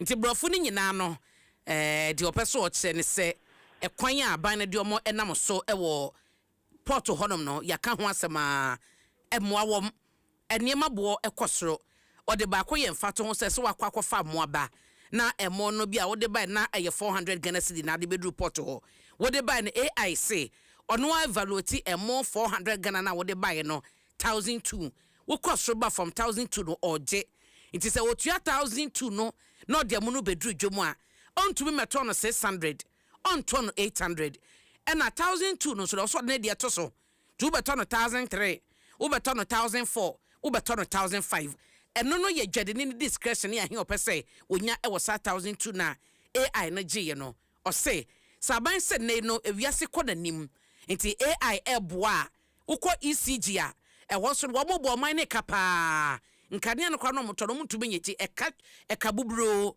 ukɔ ministries a enkɔfɔ contract ɔmo de ma ɔmo di figures ade ne 10 Ghana no ɔdagye 1000 Ghana ni nyina no ɛyɛ de ɛbɔ man ne ka enti no ye hia AI ni bi ɛwɔ ministries ni nyina na AI enkɔ ye adwuma wɔ hɔ ne papa mu mpa yɛmfa AI no mo ye ministers ɛne ade na Ghana enkɔ de ntanse corruption ɛna eku ɔman yi Ora Martin Chi Frimpong a member Joint Association of Port Transport Union to Port Honum na asenkafo ekita kasa kesia wo mo fa dwadifo ne niema so de kokumas wo de bankran ha anatema ho ano oka ekuo ne ho yede ne nim kobo ne misafiti Jordan ba no madwuma ye no etesen Martin Mama Joso na adwuma ekosen Juma de mame dada emu adwuma na nkasa no nhyeda nya papa sa na we asen abebom ba mefa kwanya we so achia Adom FM atiefo nyina ene mame wa obisa me question ya je so ba ne de ana me di kan kana adwuma na nkasa no nhyeda nkoyie papa ana we so asen abebom tina ma adwuma na yesulu pa na free Jordan no ene ye wukoda wanya adwuma ye akwa ba ko mienu bi aba no kredi nya mi anim ni me de obade ada roma matrika na nti se ma wo ma hu jim kakra nti de man kula na yeso ye hwe chire kakra nti okay enti feedback be no mo de ma ho feedback be no mo de ma ho back o de ma nyina nse adwuma no awu se de wo mu nyina nse agent no na niema wura ne de ne niema abre no ono na ekwe document bibia na wafre wo ka no se be load de fa command pakoro agent ne so ono onya adwuma ongo tua duty nti ka na wosi wonu si hokwa nti adwuma bia ne wa wo ye ya kwaye ankura nkete bi companies binum na ye adwuma but the main agent for na ye no munyina ahwibo mu port one de free Jordan ne de nyina no omunya adwuma nti amaye nso ye adwuma nyina aye standstill ne che se load kura ma load mba ana me di kan aka no ye be ma load no de be ma load no ono so onya adwuma ana mpukra no wo ma adwuma no ko load kura o me ye ho adwuma ma ho fa mpie nti wate na waka ho nti mo ma ye chen se wo abonten nti de ekoso ne de e ya de a no kura ne nyankopon anim ne e ha adwen pa na on a normal day no transport for no mujuma de na te sen utumi di load by sen na ekọ in a day a week no akọ by sen se me sropa metumi aka se a week no locals no ebitimi ko ebia enai ebia miensa ai broso kra ebia mienu dia na se wanya bi kra no transit ne de no krani ene de wo so lodu a ya na emu no twe kakra ntine enya de obetimi anya ne weekly ba broso a bia bosome ba ko ana na wotwe mienu obetimi akwa aba na watima sa be pefoforo ba se say de enya de a free Jordan e ko ni de nyina no sa na ema nyina no etimi ekoso nipa na obaye ho adwuma ma no ono no enkotu duty kura na kambese wakwa akolodu na just say a good for ne clearing agent any free for strike o makoyi enye sa ban ko na e ka no ankrankran so a mutu asen wo nyina na ka mo mame enye yankra yiki shen no nko a eba ye yere no ye ma na timamufo na nkasa aye wo man ni mu no ye nyina aka ye nsu nko ye niwa yesu oman ni nyina sanse de ekoso no eyade a ode wo hawpa ni wie ne na eba hwese juada yi nyina no senka maame na wo makola no ne niema no wayi ede ko eka bia ni wo ebeba akire sese ya wo nya adwuma ni nyina no eyade a extra cost be sen abawo the mortgage bet ma chobi container rent chobi container nti before abai be wie sansense wo nyina no no bi container no sika foforo aba betoso de otu a wo su no obewie na foforo asan betoso container no si fom e wa abai ni se ma na se wo port ho e wo mea nti obewie no a oba be fa ne nema de akono o sa diskani bi akọ de akọ ka ho nti minu mienu na ebre minu mienu ne bekoso hu na mane nti enye driver fo nko ana sebe yesu na mom e o se yesuma timamufuo ni nyina se ese ya sede ese ye de ya no batum na niema a ekoso ni nyina no ye betumi aka ama yem papa ana abai wotimi atie esufre na niema nyina atimi akokọ yi e de ama nti ye yesu no yesu yenko ye niwa ne mom yesuma o man mu ni nyina asemo na mo anka sanso na mo wo issues bi a mo keka mo ho kakra enyanentie se mo ne Shippers Authority kusia ye se ye mukoya yokoya na mo how ne sen ma me how de obi kan edoso se me bobo eniema pa sebe adrawa fo a yetwi ehye akesie ye de boa o man Ghana ma me na te say idea osanke hia abasobode pa sanse ye tue ho asi ho say ye beboa oman no maame o hwe niema ye fa because aban na ma ya tia say Ghana is the gateway to Africa inti niema bebre na ewo port one more na akọ ye nearby countries na maame say onansen nyina wati ni je ho nsensem a wa ubehunu ye de niema ekọ ho Mali ote ho nsensem a Burkina ote ho nsensem nanso ye de yesa koto aberewa aduane nje be nden ye bedi sa o how we nyina edayen so ka ba ko etua insurance afemuni nyina 1000 eno nwie yo o tua road wedding no kra road no kasa kra no papa ben ne nam so ye wi a afenimu no nyina be se tua income tax 4 times ye betua tiame anase ame tese taxa ka ba ko etua afemu no ukika bomu a ekeka ko be 2500 3000 ami yemfa so ani ya he na nsan na ban ni nyina mu no ya gya tumu a ye adwuma na ban san de betu mu se scale na wa ye no nka ufa overloading a ena omuji uska bi mi tuwe me ma me ka bi anko for overloading enko se wo kwan no because me your mamba pa ya ka so overloading na nkasa no omunim ba bi a ye lodu no empanyimfo nim ba bi ye lodu no eye habo ho na ne mia binum a ye fan na de ne ade ma me nka bi nkyere o uko Nigeria ukita 100 adults oniema wo fa nyina 30 tons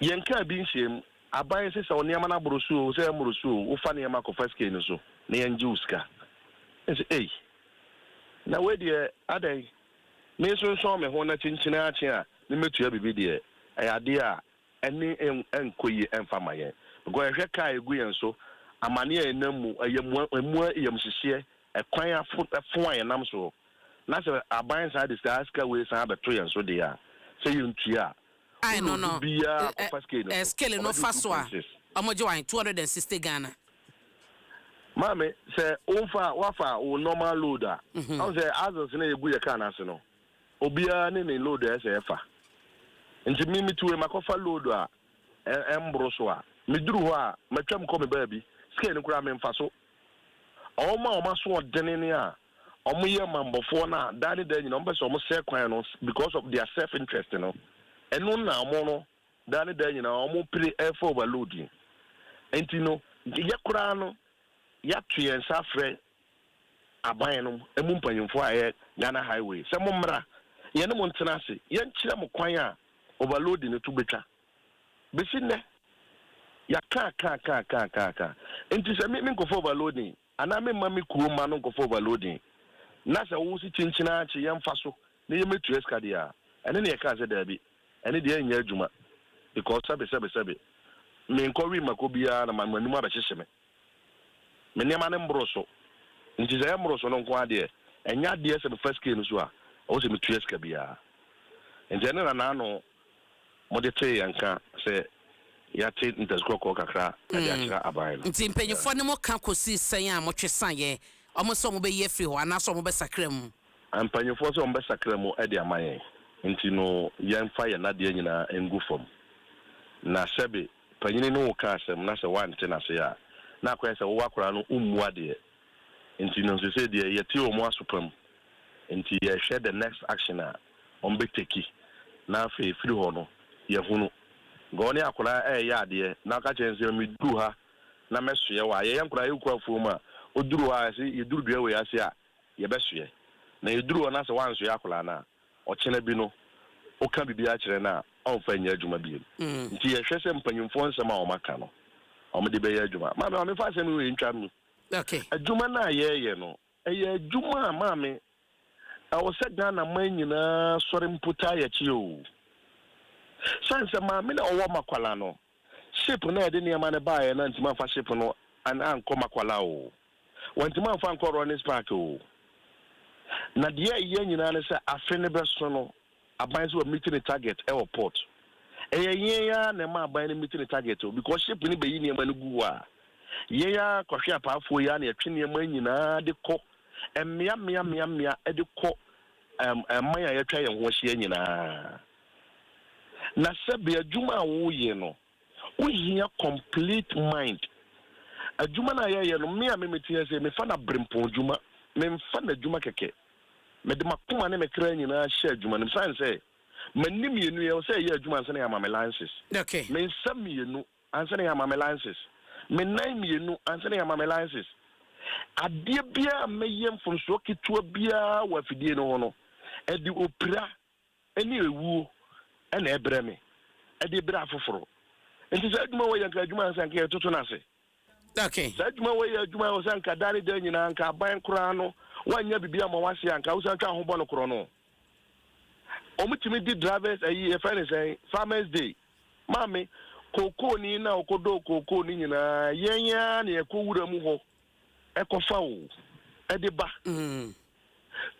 timba na ewowura mu ho ni nyina yenya na ekotwemba wo body na egugu kwan ho nyina ya na yeso de bank na ha wo enti sɛ adwuma wo ya ye e wo sɛ nke yenya adwemu fan mate ye adwuma na wonnam kwan we so kra we need resting place kra from here to Kumasi we need baabia sɛ woje wa home no ane sɛ wonnam mu sa kwan gingiri sa na wo hwie so a ya sɛ abayɛ wo sa ade we ya maame enye fe ya dwuma na ye no sɛ de medi kan no ɛyɛ abrempo dwuma sɛ sɛ wo sɛ maso etimi tika no bibisi wo ho a ɛwɔ sɛ manim yɛ no nyinaa hwɛ mero no mu ɛwɔ sɛ mehwene ɛte nneɛma bi a ɛkɔ ka no sɛ sent bi aba ho a me nan nyinaa yɛ adwuma nti ɛyɛ abrempo adwuma ɛyɛ ahemfo dwuma nti me a metia me ntoto no ase mate ɛnsɛ sɛ aban ne Ghanafoɔ nso no mototo yɛ ase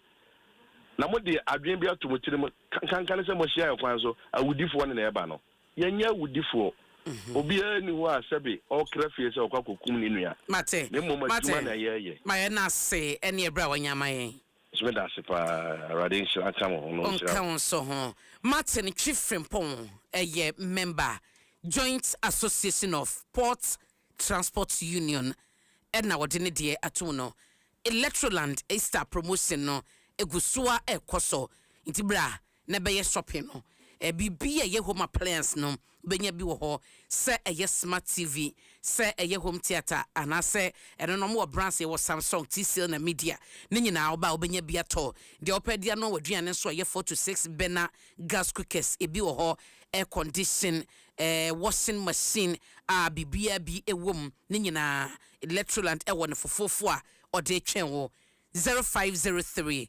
159 739 Electroland Ghana, home of luxury, affordable electronics. Afsa eguswa ebo wonkaye. Besi ahe ena wope na ade ahye wadwumanim. Afi 2026 ye nyina ya boye ho. Ideas ne de ye wo pa.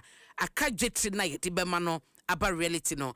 Eno ena afsa ejina mo ma say. Besi bia ope no bra. Chihye wo ho musojo ahobeton isi ho ne ye keto bi. Afsa esi 2026 eye afia obeka say yes ane eti Mr. Obomodi ahye afsa cha kwana kwaje obesia no why na ema wudwadie no enkoso your story matters yes send this kama abusuafo ye send no telesa cash na ye kan fa che wono payi de woso ye ne say obedale *110# *110# na say obedownload the telesa play app no de opese wo ye bia betumi aye ewo ho eye secured ya catalyst cash or say the safer choice send the keke na abusuafo ente wonka na sample for J aye krado na poso odeba eye telecel amen scientific na franco trading na ebochidom nana machie majo sumini haba na dio di birthday no sao hey na oh be kodru fie na manya cake kakra manya jollof kakra akoko nam kakra maske kakra say adebim drink kakra oh na now you too much abana fuka na now you too much de nyame aseso ani je empusuo pa na de be pen mama ajesa ponche no so abin na ye se faka oh eno de edi jai wa mama ni ji se akokọ oben woni ni dia bebesere sa na me ben wa wia no ananti basa na tede bia sa na de ba so nti but odi eka famous odi eka famous nti wo so ye no de ba poko no aha nana re na eko manikum oni bekum na nru ba bia but adwuma ya na yedidie nti ya ba de ne aba so ho ye de Adom nti life na aguso ana na no no to ade de oze o to ade ejanye sesi eni o ma no ansa ote ho ejanye o nana onti ase sesika na ni kromo o sadien yo marketing ye ebeye atoso na eje fans wo ayi no IMF World Bank Spring meetings ekoso ato je fans papa we Washington DC wakudrumo na Kester Abraham Crunchy one graphic reporter or true story and what say yes ewiase sika enyumaku akese World Bank ni IMF Adom 106.3 Ghana I say world applause Ghana's economic turnaround. Okay. Ye can adane esi kwantempon papam ayo nti emu aso te ya no pe ya wusu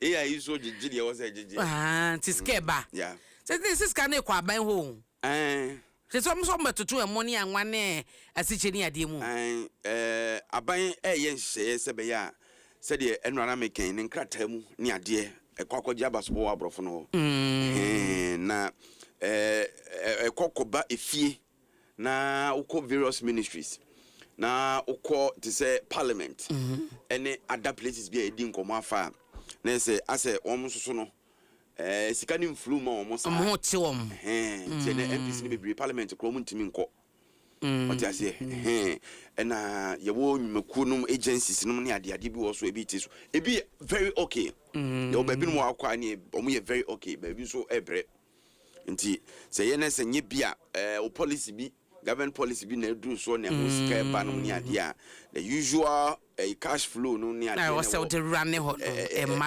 modern but you see you're at forcing also financially disciplined financial discipline no and na didn't na mu a yakudum pempenso na ebo na baso yi na world meets in Ghana to honor Asante Hene as pillar of peace P13 and so wahanum say na we akyem se eku ahoduo bi ene eye ama ahoduo bi so mpanimfo eba beka bomu a se dwumadi no bebo Asante Hene abaso wo hwe story na ene excellency Shelley Ayoko Botwe secretary general edema Commonwealth ni foni da ha a che se yese ono ena ebeye special guest of honor world meets in Ghana na menhia him fie kese ho ena sadwumadi no ebekoso 3 group ena ahihye sadwumadi ya ne KG onom ne ade tachire ene diaspora affairs officer the office of the president say omude yi eba yemfri eyede obokrata daily graphic nim anopay na yemfie ni enche daily guide na daily guide anopay story daha kese pa no was says caged over 14.3 million Ghana cedi adabraka gold robbery omanfo bekaya July bosomi wo mfimpinu ene aduonu 9 2024 ena adabraka ewia kete akromforamfo bi koto hye soto bi a omu edi sika akọ eye good ene ehon pempra de ehudwa na sase mo sie na sentem na ate se ya kire nipa makoma nsia mperifu so musu se omu wotwaka e wode ekoso no na bana wo hwemu a te se nipa nsien emrante wa pa a enra yedom kopie eye circuit court e won kra ha na omkopie ho no court tenase na chief prosecutor Jonas Lawe echechere ni nsem num mranim ni anan ko twitwade ama sebe nipa isusu omo ya kronfremfo isere se o nke mo bail esanse mo bail abre so se frasem na obehweso do mbeba enso chief prosecutor Jonas Lawe chere se debi se nipa yi wo hwe omo maso na hwɛ nsɛmɔne a ɔmo ediye ɛne sɛdeɛ aposifo brɛ yɛ ansa na ɔmo nsɛ so musu gyaa ɔmo ama ɔmo akɔ na da so sɛ yɛba kɔ ɔmo aba anhwe ya no mo ama nti ɛnam so ɛma ɛne otemuafo a ɔno no ɛtrɛ dwam ɛhyɛ sɛ dabi ɛne yɛmfa wɔ mo nkɔnkɔtwerem na April bosome no ne detɔ so aduonu enso otemuafo trɛ dwam no yɛ his Anna Dennis Eyram Benson sɛ April bosome detɔ so aduonu nso yɛmfa saa nipa yi emranti yaremande ɔmo na saa nipa nsien ɛyɛ Salim Mohammed dodoɔ na frɛ no Fariwata ɛna Alhassan Eliasu ɔno nso dodoɔ na frɛ no Arab man Hamza Agerego dodoɔ na frɛ no Nene Boko ɛna Abdul Samed Bunsibu Larry ɔno nso ɔno mpo grade sɛ ɔmo amfa ne nickname po ama emu Fatawu Ibrahim Kahubi ɔno di motorway ɛna Abubakar Sadiq aka 50 Cent it is any pension you nim bibi fa adabraka go shop robbery na ekoso no 14.3 million Ghana cedis na involved say the pension no ye do mo remand say omo enkonko da kokomu die otie adom kase bo de megidi asemi wate afei na daily guide ediaba momo robbers gunned down in Tema, cash recovered and another Tema committee 5 crowd de buy no say committee 6 mpo ena akronfremfo mienu kwoto sha baba wa bia woye mumu so ache so okogini sika na baba na na adwen se odwane aba fuzo plaza nche honom na baabi ena sasemi esiye ema omo atu ne tuo ebo na nantum ne na achi mu a na sabre no na nyame nchade omampani abedi akire edi dwuma bi ewo mpotamo baabi nti se aposifo a ewo ho no onomo eti tuo na ommom ho ye ha se etu ato ntam ha die se BBC ampa anom beto se sakromfuromfu edi tuo esa ababa awa no a se moto ano mo teso ne aposifo nso esa ne wo moto ede egu omo so wi akire na nipa mienu afem ahwere wo mo enkwa eye nipa mienu a nanka omo eba bebo sa akro no eti eye Black Royal moto no mo teso ene number ne M24G778 ESP de Jakpasu ene checha asem kire eye nsentwerefo eja wono ene eye kasamafo ema eye Tema region police command no ene ochechire mu sesi nipa mienu die wono mo ayenyame dia sign eniamo ho dia wo bokro no posifo ba na wo pese mo ni posifo ni tututu posifo so sebe wono ma dangura masua tutu nti na se den am no be chia yam amagana fo hu so ne ko wie sa na sika so a sabre no epie ye wo kro no bonum ni nyina no posifo kira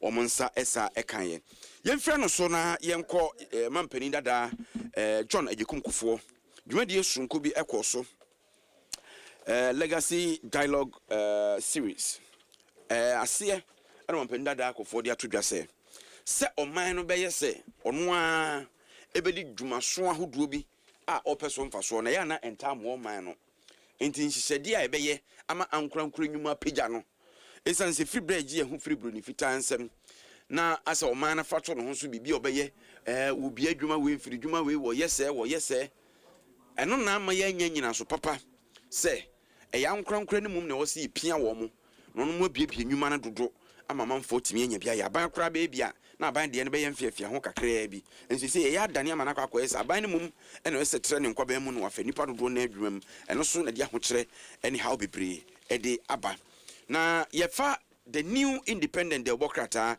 was a fair firm and balanced freight forwarders maintain post strike despite confusion over suspension reports say commodity wadi bebre na freight forwarders na sama mo kan say etrenti a enya chesoa na oyefunyo ya so no amfe wo se obi hunu obi ti onyaye eden na oja say unyinya wanim nti se ya ye kasa yi say the port was ya ne de eno a omugusu ginam nya de omukoyi niam bi na AI abebu o mafa so say de omuka say AI no eniamo na wo ko ho ye hwe o reporters in crowd the by nature say enye kra o but sports no so no if you did thousands of Ghanaians aside businessmen no kra no de na so munkonko yi aban ehwere sika sesebe ene emu ewo shop mu anwa ewo shop mu asichire wo shop mu sadi bi wo shop mu de wo ho dada no mpo no ombetum no mutum na san so a se nipa no hu se okokofa ba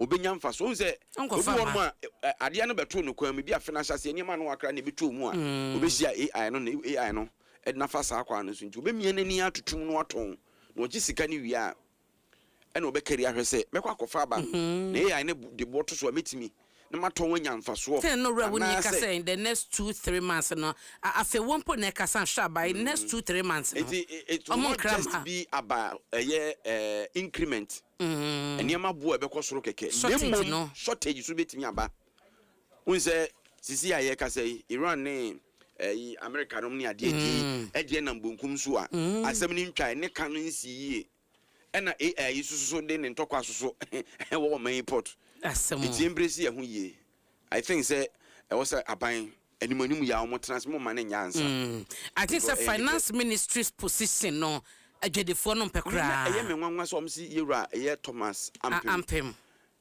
nano ofre wo mu no utie omo a ene say yewura jona woni also to make no betumi akasa a very calm and gentle guy I say from the outside if you do almost dem no na opopo na ni gu omo so kasa wo ma wo be kasa 1 minute say only time okra from kasa first one kan na nka mempese magiedi oni ba ne di ka kan ansa na John na oni ne kasa second time no Clement so aka nti associations ni nyina na ora ampem nti omuni na minim say ene na dane ne bad day ana bad day as at least that me so after summit be impre say hakra very calm and gentle guy it for him me feel say bia or the calmness no ebe yes adwuma no ebra gidigidi na de e ba no na onumu na enam ne so amomu buafu de na there's something wrong na sasa GRA commissioner and finance position no mugina no because eba ye nyina ye nti say finance aka bibi ana say bia be sesa na say before ka say bi say edidida na ye enye didiprekun omo no say edidida no edidiprekun no mo dwen because ka na e ba o banti now sikeba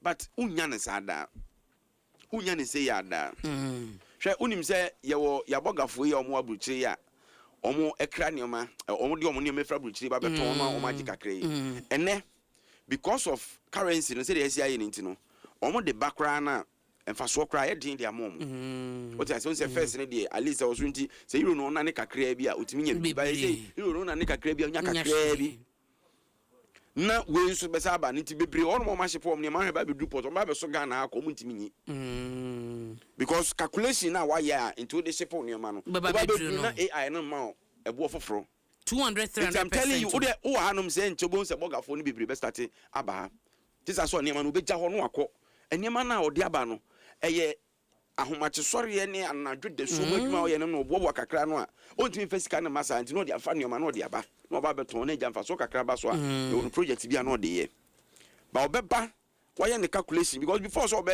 ship no ma no o calculate because so omotaye container no mo send bibia de ba ma agent mo so e be ye within this range o de ba omo fanya adwuma AI be ye valuation na AI no mo ma kire say onwema na o de ba ye bia ho ka nyina ye be 20,000 euros no be abetua be 40,000 50,000 euros intina okoya na oba inti asem no mo hwe no mo nka ne ye why mate na say the carabe transit here mean timi nkasa bi me ko me da obi bia no a o wish me well ai e bom pa ye ma me na me say me de ma wo ti reverend ase reverend 300 na no ai ma me mo no hu se bia eno na beduru ye no na beduru na don't trust me reverend beba reverend Samson Amankwa pani mi ni muda enso enra o ya ma akoda obi foforo ayo no enra mete wonka a chese reverend o Europe o presbyter manage papa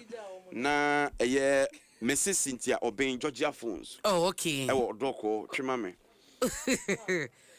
sa and the Mrs. yeda sepa enra doko twema me yes I never odoko junction never say chi mame me dem me twema me na me Chi mame. That's my idea, mpo. Mami. Odoko no o nini kunu. Come on. Unyina baby am wadwe kosi ye no. Da bi say. Yankopon asomdwe nka wo. Enka wo so. Na asa na cheze. Oh Toma. Oh, na chia. That's it. Eti Mrs. Cynthia obey Yankopon isra no. Papa. Amen. Na onko so antre na hiem. Amen. Ma wo ye nyina. Wo enra aduane ade ba ye nyina wa anya bia ni no. Bye. E kire wo se tena faako. Na chinchin fa so bia ni so. Mo. Na we too much because the bia do birthday. That's bebre. Ene ya akowa birthday. Now there some aka che news mo. Uni da bi onka ho. Enu akowa wa ni birthday na no odi. Ya man one in news room ho. All right, Caroline Tete watina say the trends Franco Trading Enterprise about mobile phone any ho accessories pa no Franco ene de ma omo the leading mobile phone any accessories no shop e Ghana ha say ba no electronic retail outlet nso a wo mu gina so pa nti ya borura mu e wo Franco ne shop bia na ekwaje wo niam pa DBS Industries Limited nso de dan so bo niam quality no ono an wo de ma wo na wo se wo ba beto a wo wie ye keka bom no ba bia e bo ne duru ye bia no ye chao 10% na de akofie MTN eSIM enso ewo ho na no besi obi phones miensa and 9 ne kita no kre besrewo MTN eSIM was or massa stress ni na akofom to betumi nya sim a eye electronic na phone ba ko ni nyina dem na didi ojuma e ma business eye smooth Carol Martin Yenua let's sing na me Adom boko na unse Adom Ntede na trendy o mampanin John Dramani Mahama o trendy na niema mienu ne di kan no se okoda bia obompaye ma Nigeria na ne nti obompaye ma Nigeria no me pese ye nyina yetie okay Nigeria is of keen security interest to us. If Nigeria does well, Ghana does well. I mean, when you have cousins, 250 million of them, you want them to do well so that 1 million of them don't come drifting towards a small country like Ghana. So every day I wake up, I pray for Nigeria. I say, God, let Nigeria get their act together. Tino, yensu ye. Now the other thing so I managed trend on make it post about 10-15 minutes ago. I was welcoming my latest grandkid, Tanina Jimfoa Mahama. Congrats, Shafiq and Asma. And see ne grandchild Fufra. Aberia still. Niti dasi. Okay. Antoine Semenyo so trending. Okay. Na I think it's Sunday no na omone Chelsea boy. Na he's facing racial abuse. Uko ne Instagram a wo hwe ne na nkrofo trotro na serious. And on nkasa be posti say it has started again. Na wo hwe comment ne ba ko a or posti or say by the time you sit at the bench for about 15 games, you will know how to play football. Now, Ochoka only the Ada ya chom didi. Nto di abrofo no. Race abrofo no na di na tem. Okay, because so no be reply. There be so posti posti comments be not sure say it has started again. Em say enye the first time Bibi says yes. When the first day na me na onye the first African na omode sadie ni di no. Nyaja. Some say honest kano. Do discover the G. Ngamunko say. Na blon him say be to me call 2 months. No chika fu obi anim. Electric na. There be. Adom Nsem. They ain't your software. I've driven a car for 2 months without fuel. Without fuel. A lot of people will say, how can this happen? Without fuel, no fuel in the car. Miracles are still real. God still performs miracle. Things are happening. One of my daughter told me one certain time. He said, Daddy, there is no gas in the cylinder, and I was not having any dine on me. I touched the cylinder. I said, light it again. He used that cylinder for 3 months without feeling gas, without feeling any gas. 3 months. There are things I don't say because people will argue it. Eti abla na wa bompa egu cylinder no so. 3 months. Say DSTV say I will complain. No comment. Uno saka di code na. No comment. 3 months na utie. No comment. On commenting. Bako ansa na mako.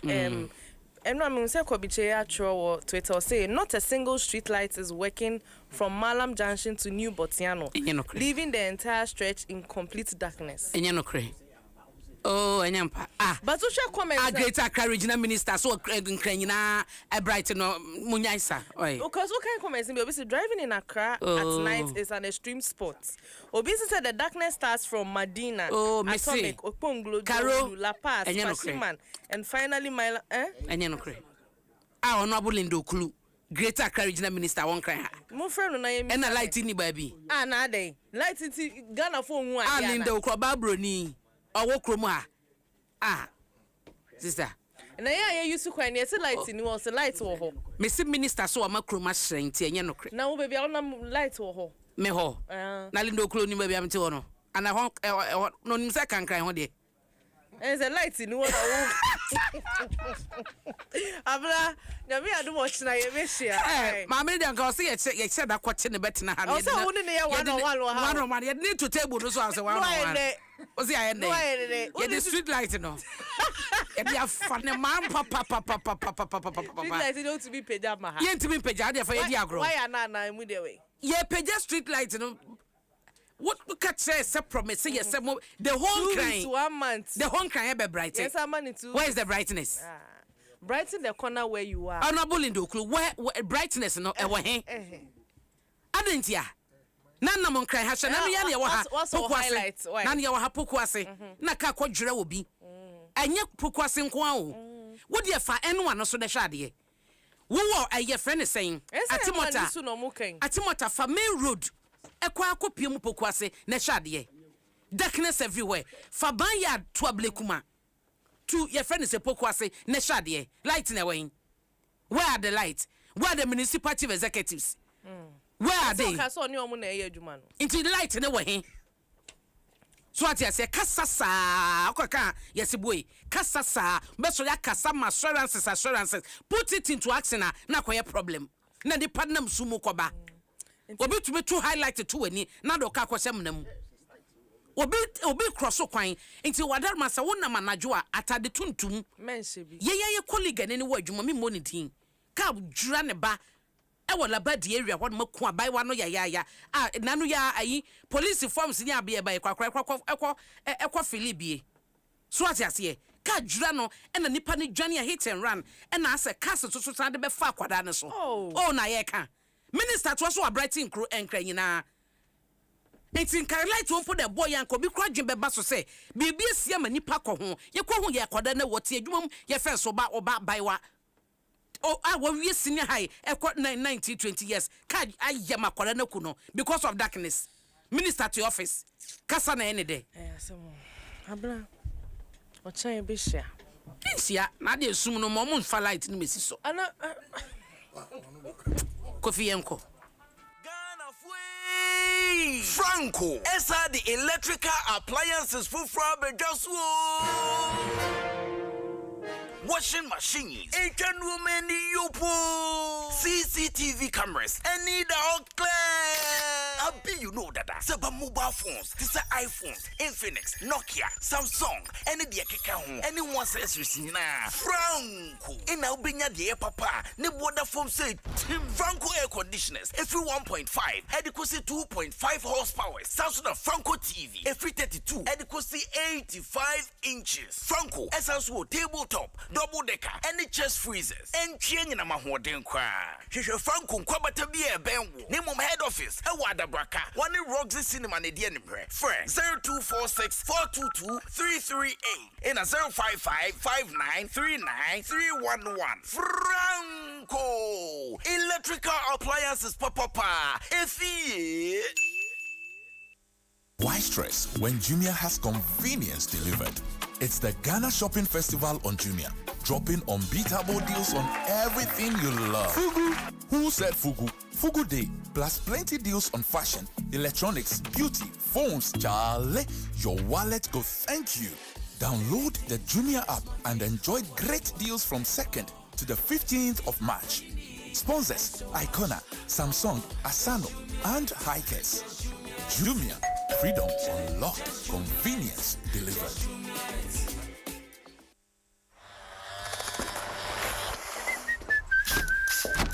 Charlie, you know you, we was serious meeting be.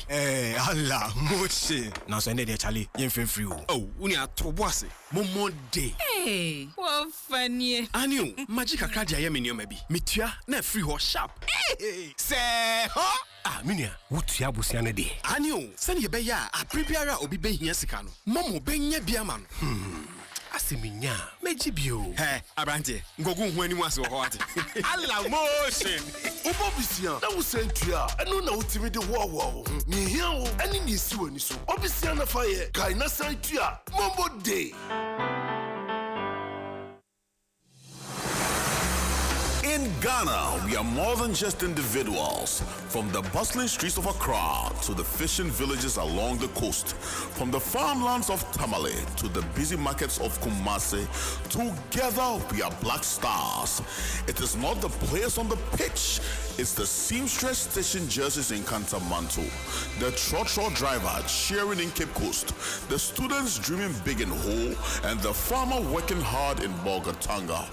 Each of us plays a part, each of us is a star. We are the hearts of Ghana, united by hope, by passion, by pride. Every kick, every pass, every goal belongs to us all because we are Black Stars. As the Black Stars take on the world, KGL stands with them and with you. Together we share the dream, together we share the fight, together we share the glory. KGL Group, proud headline sponsors of the Ghana Black Stars.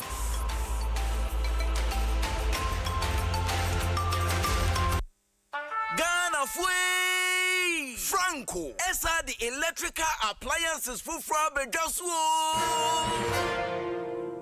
washing machines, Asian women yopo, CCTV cameras, and need all clear.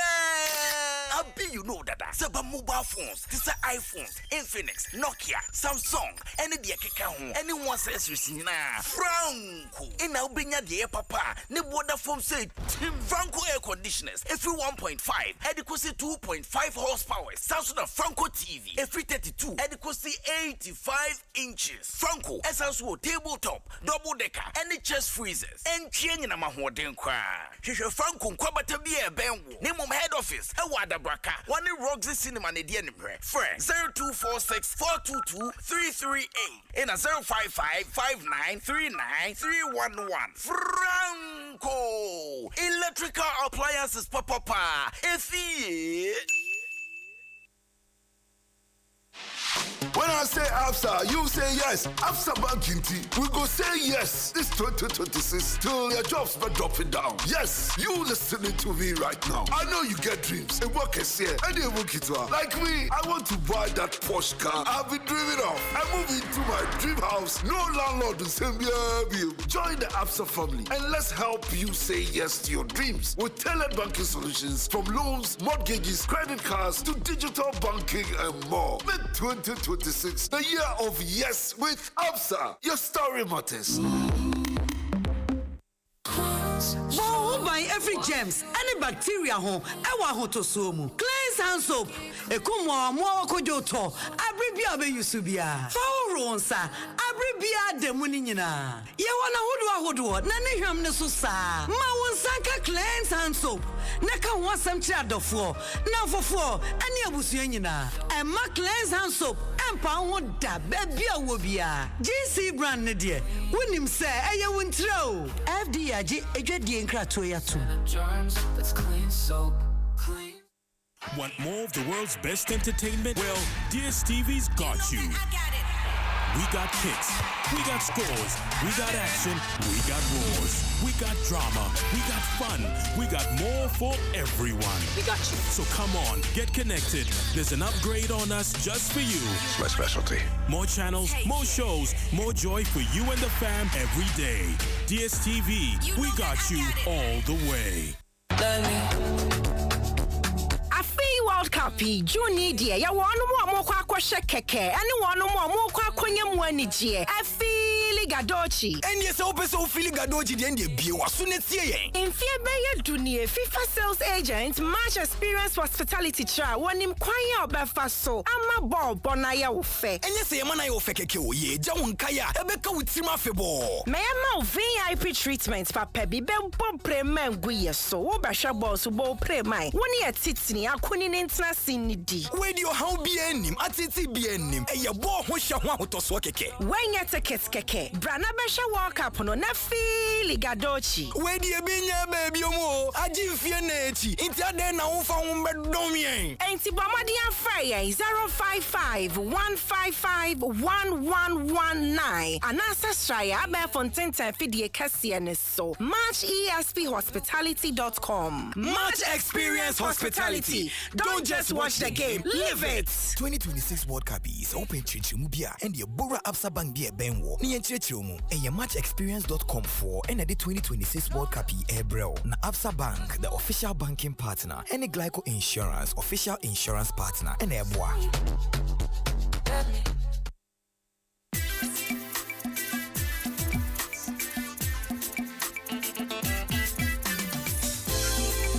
You are it's CCM 112. Oh yeah. Radio are it's CCM 112. Ebe munya. Oh yeah. Ebe ya. Chiromanai. Adom FM. Chiromanai. Adom FM. 106.3. 106.3. Adom FM. 106.3. 106.3. Adom FM. Adom.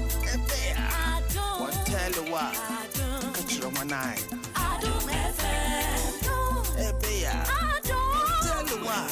Adom FM. Jim FM 106.3. Only God can stop us now. 106.3 FM.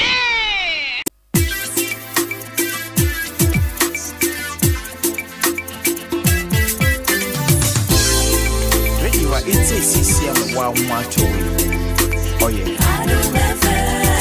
Radio it's CCM 112. Ebe munya. Oh yeah. Ebe ya.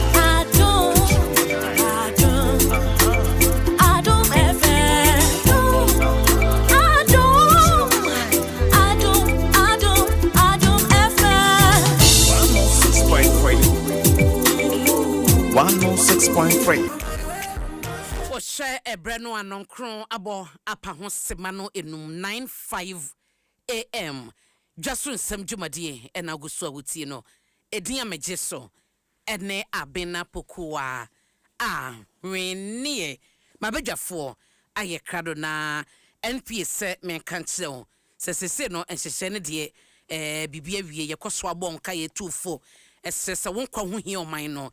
Ntu koto se tanka bia mini na full ebugu a enkogina ho nkoso debi bomoden na efe MPA for nase fire service for anase police for MPA number no ye 0302 550 380 0302 550 380 wonkwa ehia eten fuel na wokwa kobu gallon no nti ya hweye eja ntoma ma wanhia won home komu eka wo wedie no de ohawo na ebebreo na yera akwati amra se bedwani honorable Bernard Bedu wo ha say honorable Martin ya me de etisen oh nyame adom ho ye samuso ho ye adom nti bi hu na ache eja enkasa oi ena wo de menkasa but so ho ye na why ade so wa hwe kire ye o man hene eni ho no why ade bedasha wo de team runia ya metie mu wo ye adwuma so pa ye da so so baby o ade wan kram de na so obeba enka no ho baby o oba o me ehu so waba o ma ehu so otemase na so oba obehu next week you me ne meka no tiase o ma ehu so uko ba bi na ba e so me ehu so wakọ ba bi aba ti onyankopon ka no Meda say na me boss when a union party akwasi ade odike ono aso ha Martin yeah na what you saying Adom nti be ho yo e chia o man ni baby obi anya me ka no amen on fa na me dru asumjim Mati yesanso hye mo eseyera sampan ne kane komase meo ebe join ye nti ye be hye enkomodi na se na oso ba ma fe no omra ba bia obi omra na so ba no nkra no komase se komase no bezi mo ba se o pe vice man wa bo amane his excellency that's oba me do be pe mabo me also I say me ba na ja me monitor na o de se Kumasi regional minister me ba na me bofu because papa no nia anyway you know to me drew am trans ya an wo di ke mo ka ho ne baby out na nye asem e wa ha e fi ha no ankasa ne o de oba baby sa na ne ba ko no de say nti twema ne mra debi ba ko ya o say o ye communication officer for yamdo said e de na mo ako hia yo Bebacho obedura na de wabisa na yense enkomo na se odikema mesha se you are a businessman de kwaso guta tag feed forwarders minister of finance GRA commissioner publican AI ni challenge say deba and a video say no reporter say call tema porto ho say virtually empty uno ne saying bibi wo ho say abanye emiti adwadefo no hafu yana yo oba pa me da wase mamenchia honorable so any wadwumayefo de di kan no Ghana ya tena se aye nhwe ha wo de ma bebre ho ache na sase mo de me ne ewura ba o me aye adwene we need to move away from taxation to production sase na ewura ba o me ade to ho no I was say nyina de kwa adwendwenim na ye hunu se so ma we betima kwa animu a we shouldn't rely solely on repressive taxation.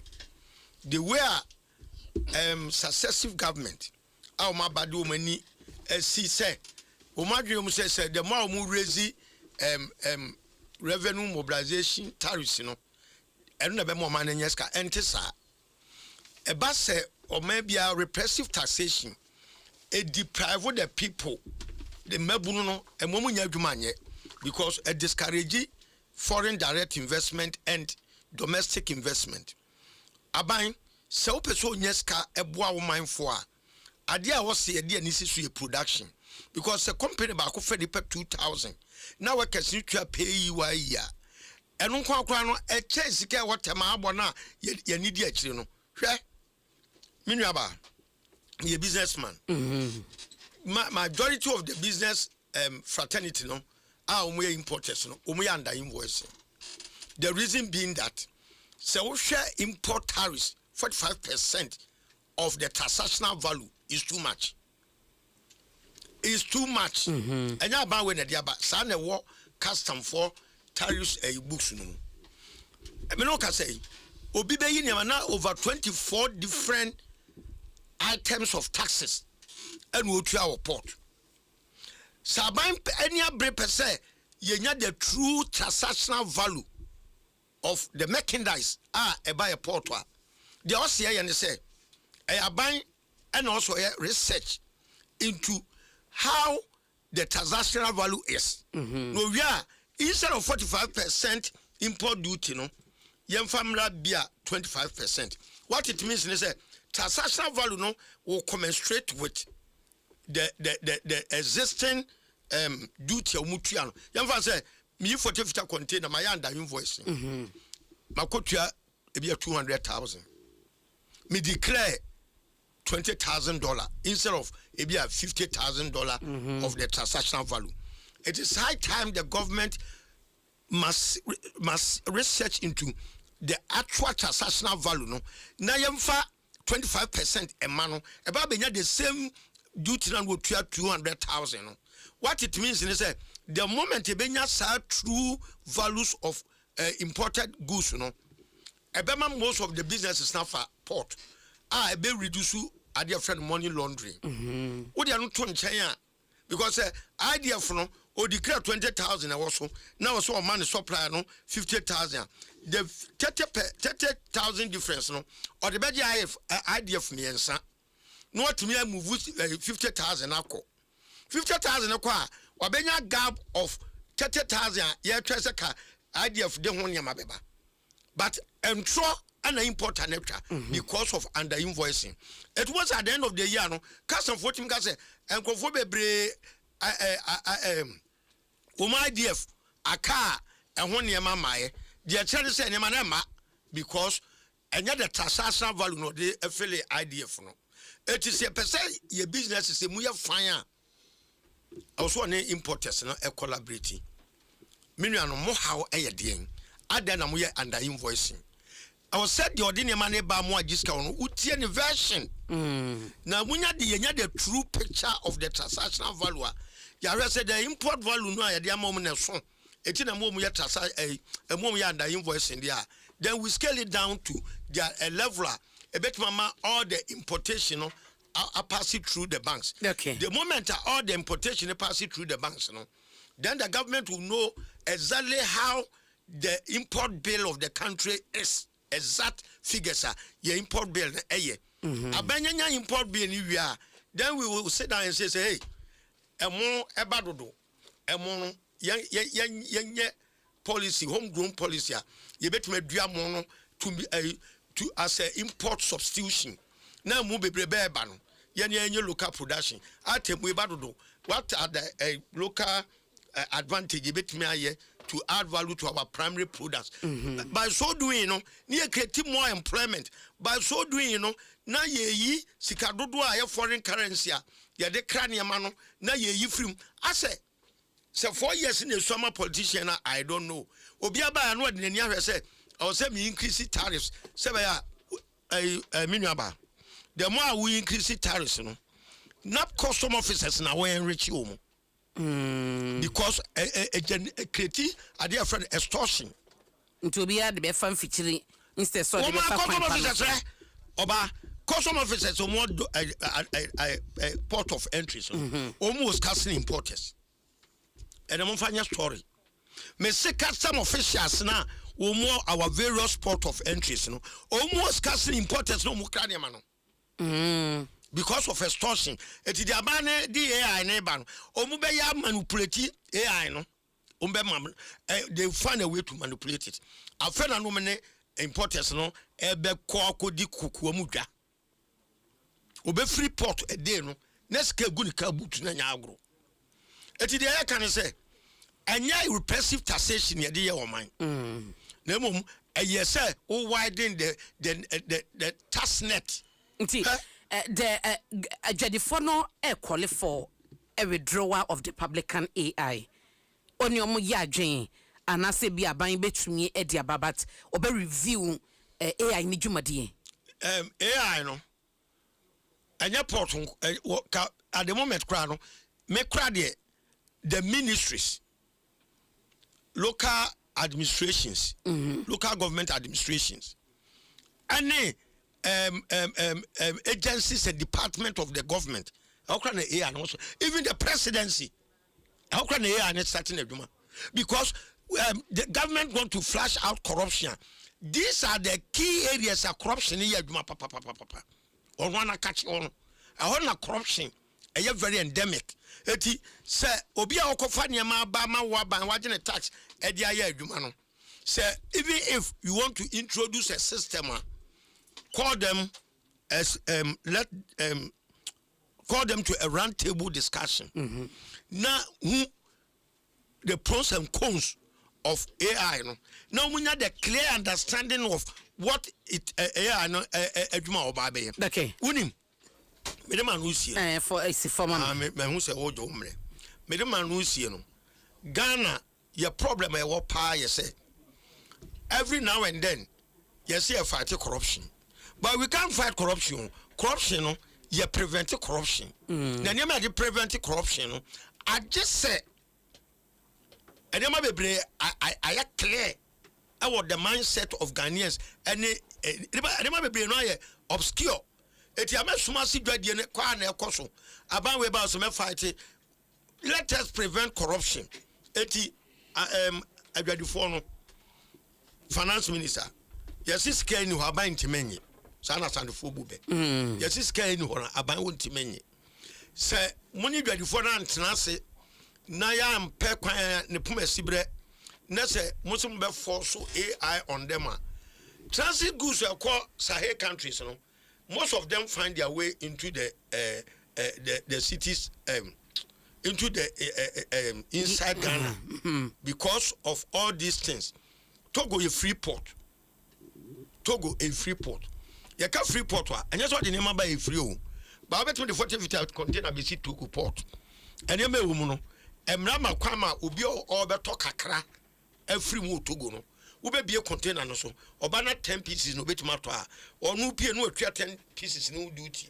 It was container ni odiano. Obet ma ton or port or I won't hear. I won't hear. Now the over fair piano or for 1 bill and what 1 billion duty no the call near tomb. I did not be a Robert top 10 bills.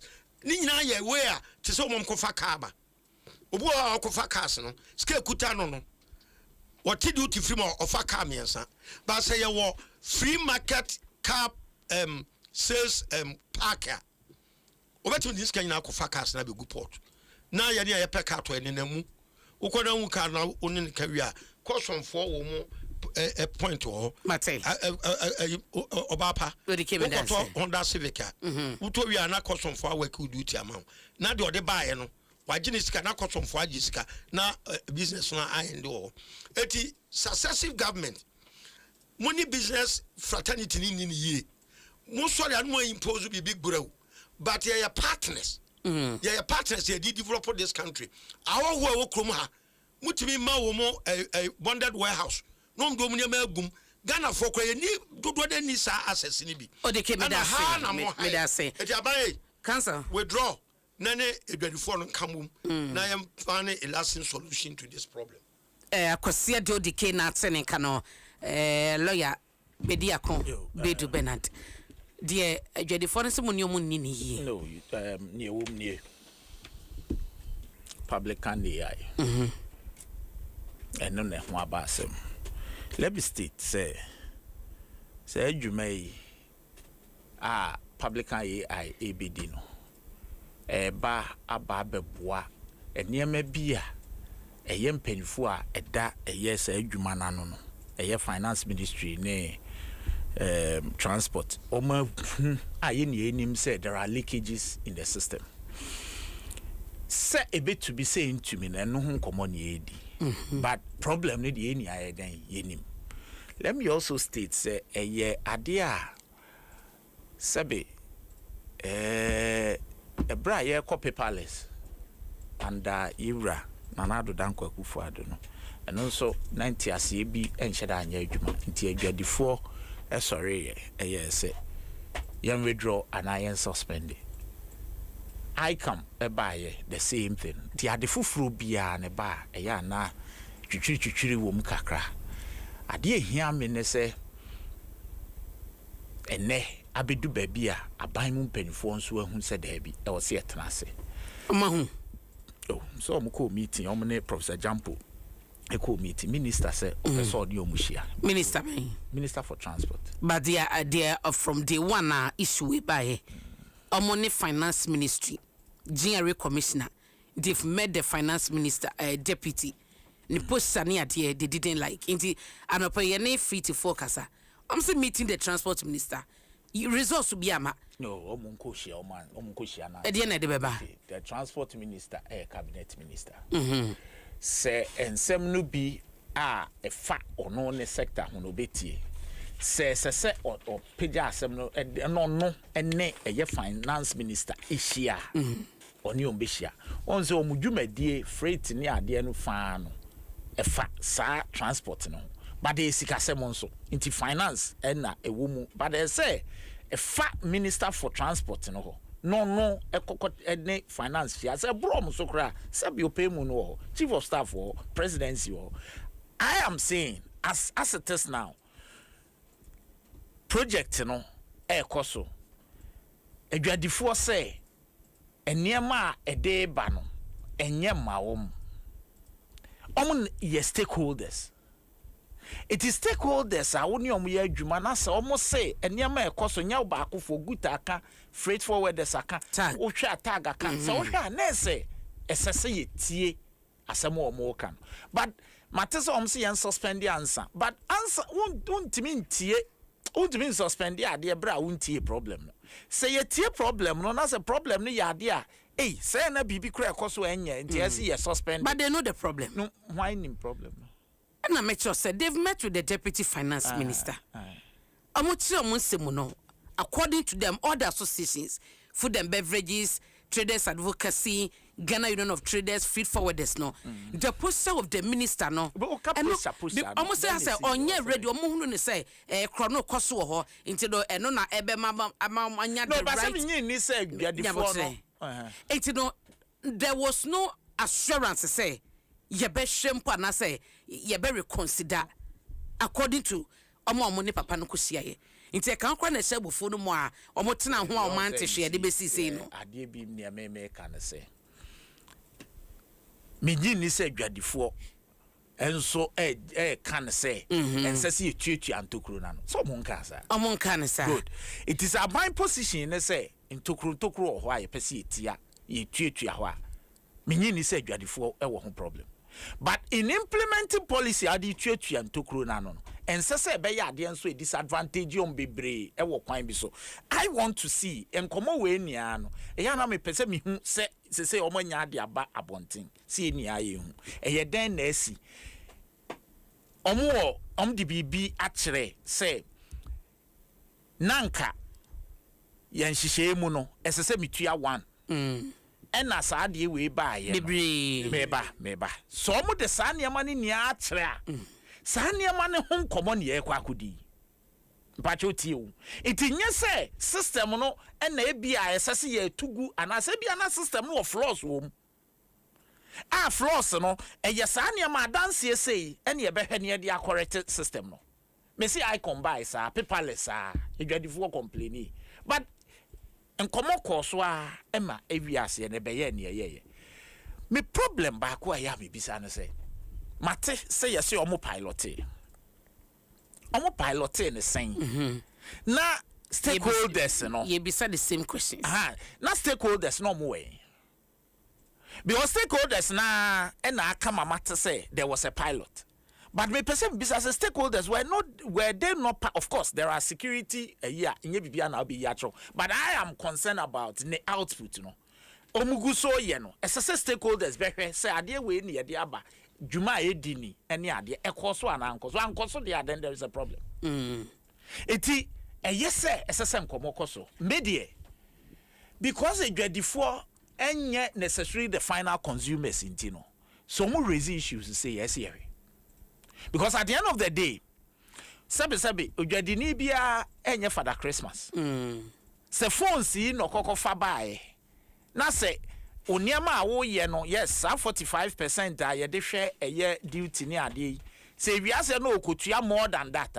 Okan na unti a wate. So no so beton. Anopa ijona woni food and beverages emo anwafo ne sade no.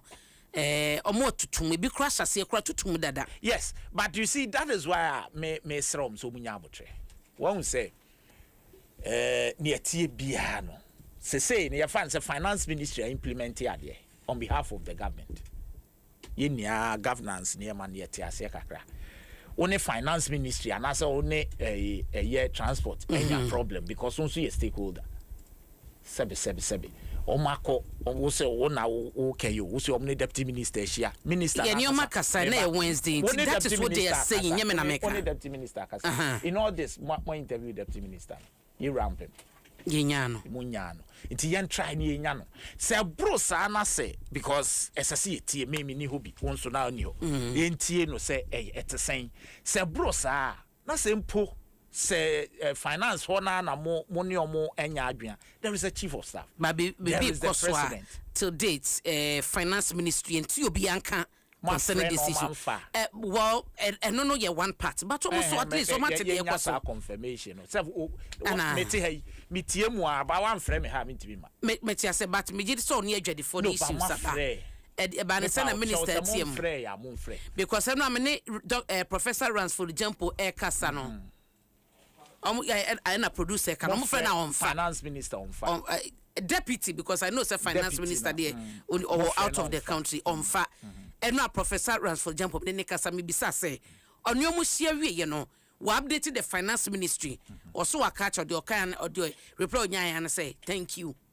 So what I say until they know it is not as if they are not in the know. No, and I make say it you know just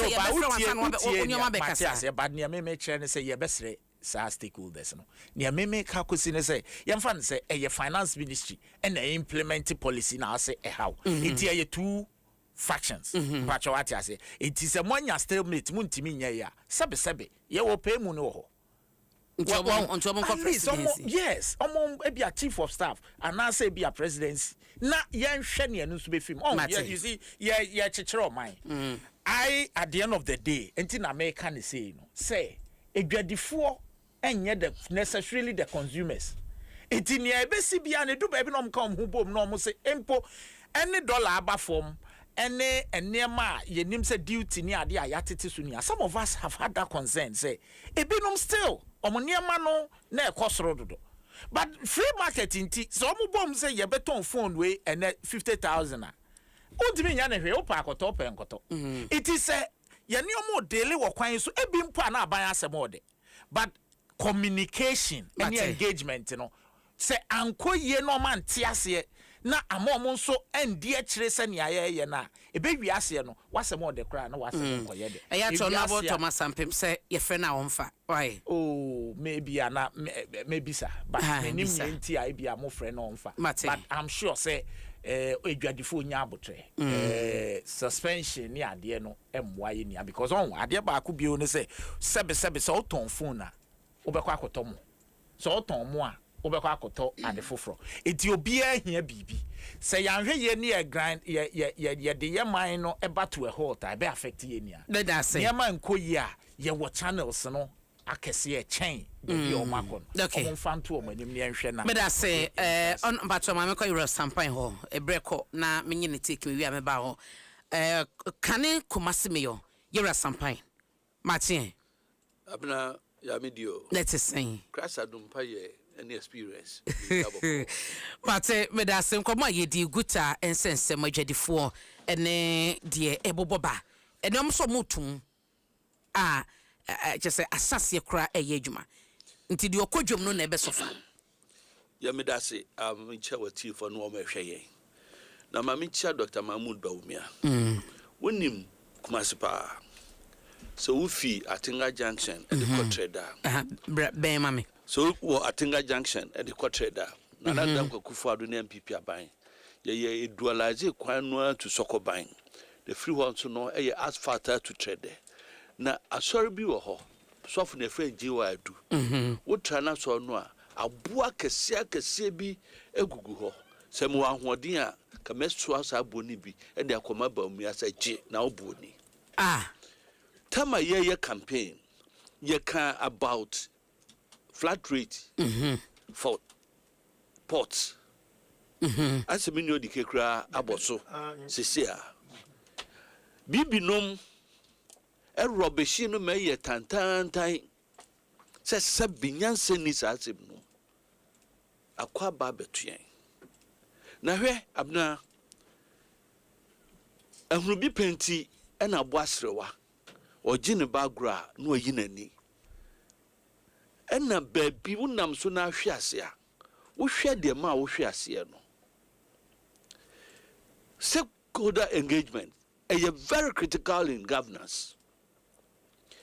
Bibia aka about ICOMS waka paperless into one dear if you anu woman the benefit of stakeholder engagement I didn't know manye because when you free forwarders no any agents no wɔn ko no importers na so wɔn ko no nyinaa se they were not engaged wɔn start implementation no and sample no wɔn frɛ wɔn nti ase ba ya me gidi say processes are a bema port are effective efficient no I support 100%, but not where the issues ebeba ebiem wɔn say transport minister any wɔn ko sia ka asem apart from branche ya wo friend no a wɔn twe nneɛma yi the main issue the taxation hwɛ madam for bi ɔde nneɛma bi aba ɔmo yɛ assessment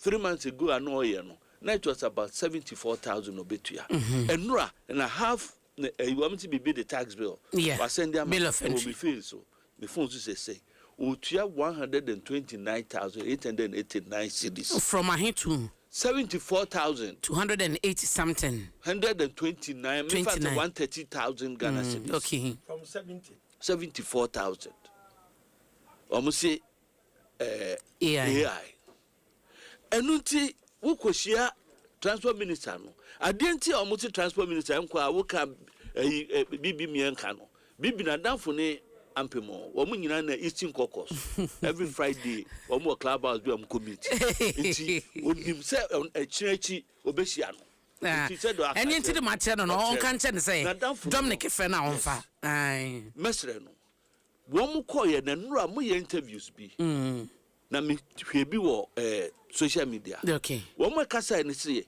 wo page answer cross you have 30 seconds na asem we say the 30 seconds na eka and I can't just I don't want to meet you. So can it the same thing and then who hosts two regional presidential staffer Anthony Nupenu or Tibebiana BBT and no catch you say one more Dijan in a for no kwashipo. So I'm to some kwashipo. Yes. As one kind of said me who summarize there, who the Asante summarize there.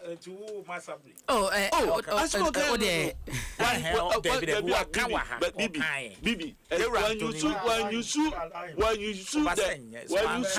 when you see the exact word say kwashipo, but also woman tiasia, woman dombeye, and yet kwashipo.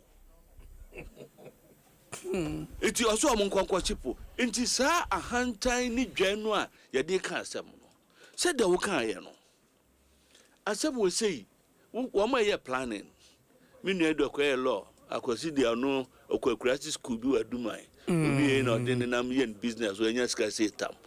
But I see so the president of Saka. Maybe could be teacher, and I'm require local governors any sustainable development. Now, one more than to be a planning. Okay. One more be agglomeration. One more say Musi multimedia.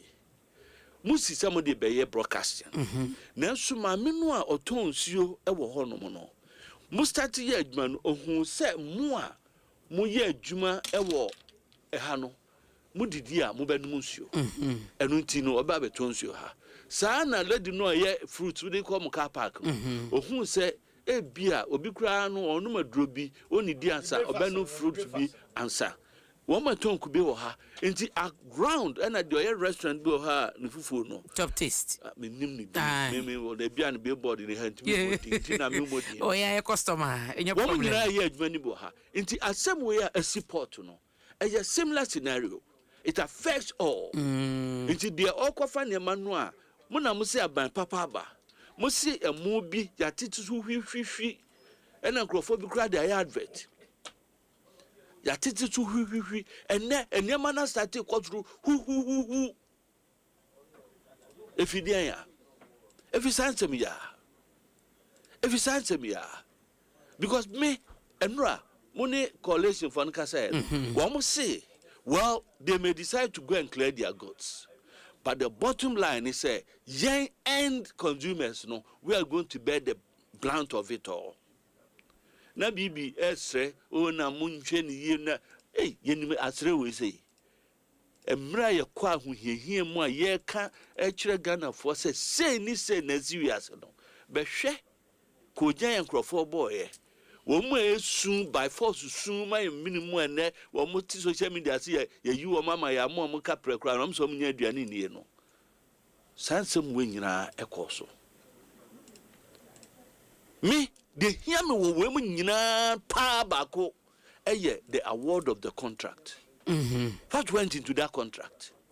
Whanom no amodia sika say because contract biara yanka say oh odike hire me badgema say o meye no IT mano adwuma charge no say meju 20 cedis wonu say adwuma charge no so beju 20 cedis na adwuma ba no say odike mpese me track woni ma wo de ba no ema na wo workers no entimi nwia oh nukura mo odike wa ya adwuma bokuma se no mpa mre bi the workers nkom gu na adwuma no mtimi wia ni shoes no e de kokoton it is our system no bia me ba no se o me ya ma odike se on ekoye ma me afi bia no me ma mfa so sei e ho asem ti sei hwan nanim ye tra ka SML we say a bunch of SML approach SML say na SML bibi boni wo mu a we a bon apro e chen no we be say ye yie ni ato nchen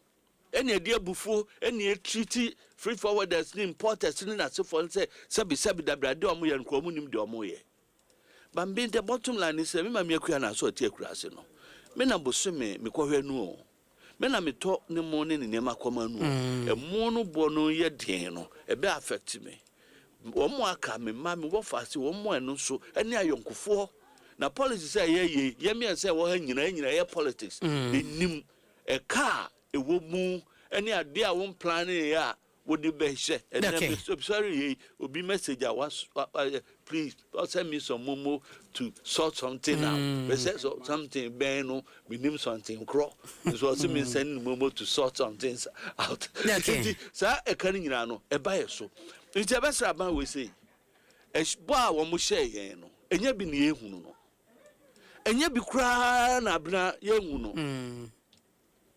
Me baga no second one ye fa abna pokua. Oh wow. Nti me ba no me ma me kuma so jabra okua. Oh, any fie pe.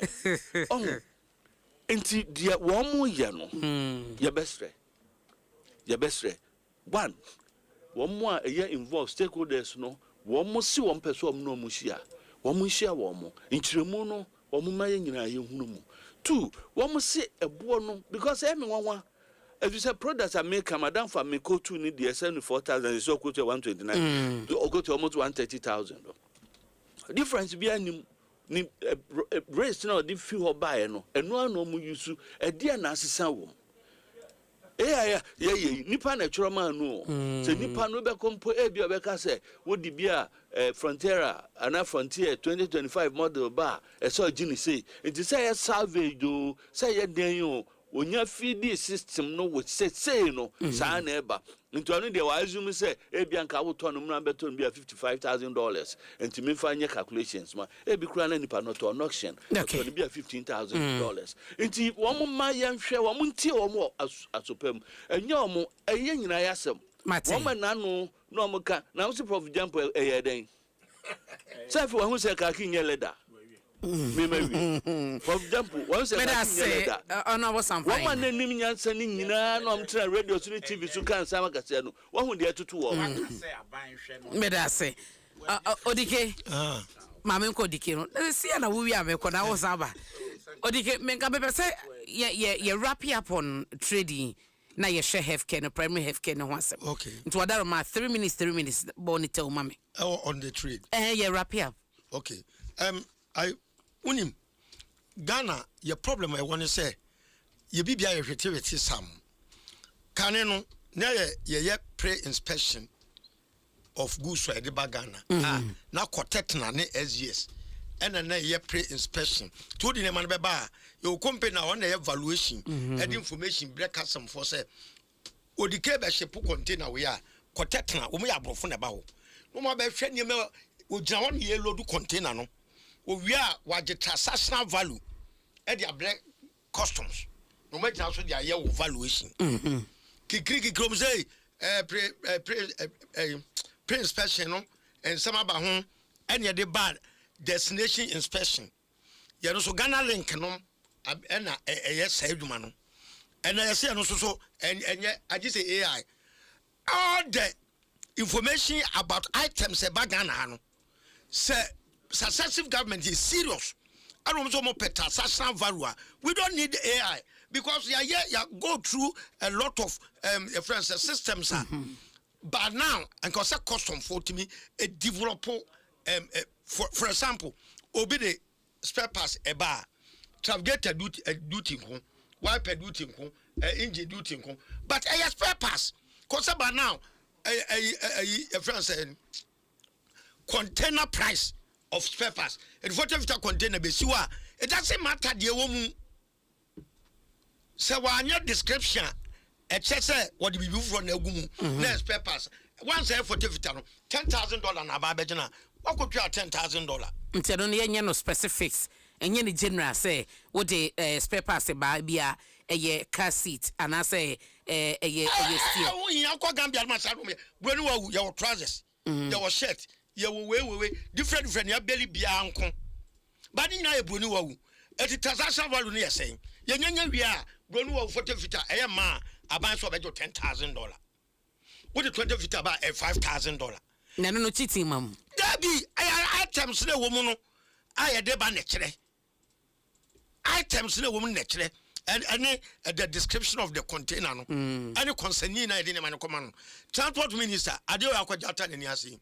It is all about haulage no kwao. The tia haulage no affect you say. Some crofoni in ma at greater forum of the man a free port. And no more can forklift any anybody brain affect you more port. It is transport minister no baby I can say I'm fixing tariffs now. Ama importance so mujai and yaman fabanwa. Only transport for a meeting because the oko in the mama de sikaso also neni. It wouldn't kaura when a transport for a meeting. So or could see no or finance minister and fix tariffs. One need the main man also bem yenya sumye na fi bibia eboko. Okay, it is a musi na or the best you bet my wide ya. Are you got to be my president? Near to my say when they need Bibia and Tokrobia or Ghana, Ghana needs AI president. Whatever I do, man. But I say, Mammy, Bonito, your catch to a dear. Say, I'm but I'm so say the challenge here as Martin, the operationalization of AI. Me so me ncheda nim say obi ka say tariffs ni atutu obi ankoto tariff. But say operationalization no problems wo ho na result say obi tua more and say there is a and say otua then there is a problem. But you see there is also that angle I no so yen discount it and very humbly Rebecca say Omaka says sa Paul isa AI ebeboama sa and the invoicing sasa na yeka no ene ade no abanti say sanso na tie yenyanko mu nkore say na first and the invoicing ti na otua 2 cedi enam eye AI aba na abehu say nye 2 na so otua 5 na ene akase 5 na so otua but they say no 5 na abetua no e de ko say say no ka wo so otua to a e kwete say 100 Matias na me ka say itinye nhwehwemu na be den e be kire say machine no anasa de kura edi dwuma ne yanka na tiefo ntiase e de mfomso aba eno nti na wutua ne awutua na na say sebe abeyi utu say na sebe ubu aban gum which we can also discount emu bia no ebetua discount na abeyi real we na pie ni aye nhwehwemu but I'm saying say engagement say koso now mame bibi keto abi na ehode nanka Mira sampan wanko hankeye. Ehefa. Ose de ehia ne contract aide. That's not the issue of empenfo e kasa. The company na adwuma obi anim compensate through the company. But eno company traders advocacy group no. Omo gina court. Ese the company na omo eye sa publican AI no. Omo ankasa no contract 7 crompo no. Omo ase registration from Cyprus no krompo no enye IT ade omo ye traders so at ase nti ho no they have serious issues with company no ne adwuma na oye no a e wo court so speak nti no they raise concerns also na wo bisa ba and me just they raise concerns about the company. They've raised concerns e ho no me if we have time I beko time whether today enti e ho no de me say company or general ebia business now o say oni AI capability that's okay una will raise it but that there yes significant maybe omo raise but significantly let's say all this and the difference ma me can actually yewra sign pan say you can never under your way and now the better to SML as we see. Okay. SML and some senya na bon enye no enye bi ni way because we no enya parliamentary ratification. We about parliament my yewra our person or vice chairman ne party for yewra fenyo marking ne mpedi for e wo parliament ni any yen so ye hwe any pass ye. SML amba parliament. Okay. SML NC parliament ni ahwem this year eye ni omoye.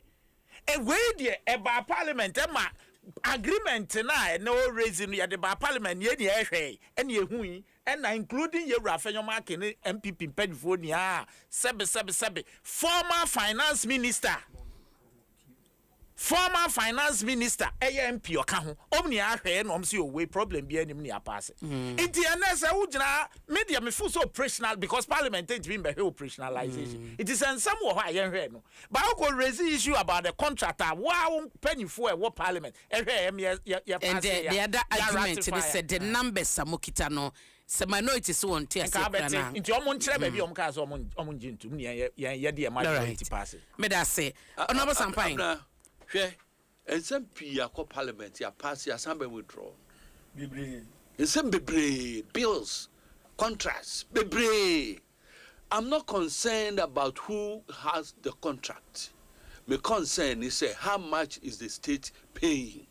In all of the discussions when we hear of parliament the bisa bibi say why na debate to just say need to ama wo me dey binim enti adentin na mo person be disclose am why na person wa file adentin aye me dey binim Minim because the traders argument they say as a commission base into no commission base na make sense no so you see you are here you see yes there is no issue about the contract me minim contract 1 minute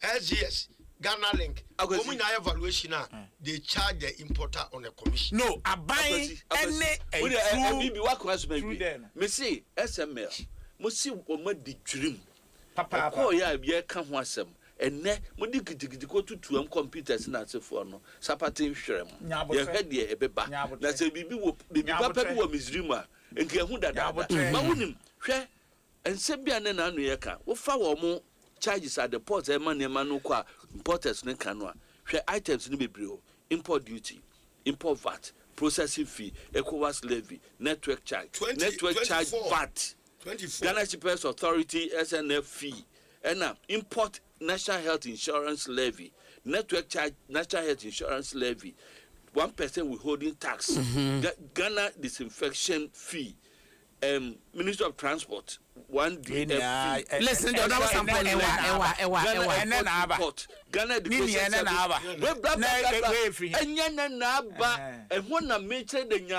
of President Mahaman and this aban and nanu especially 2024 mukwa twi krata we say ebeka se wenti na amaniama boya din na muntu abenti MPP mukwa twi krata ebeka che Ghana for say we a gene port nti na ama niema bo ayedin yento abam tia MPP ene niema ni nyina masa de bi akeka ho mpo ye ne ya de kan masa de chairman ya ne ya de no ko fa ya ba say ai ne da na de aba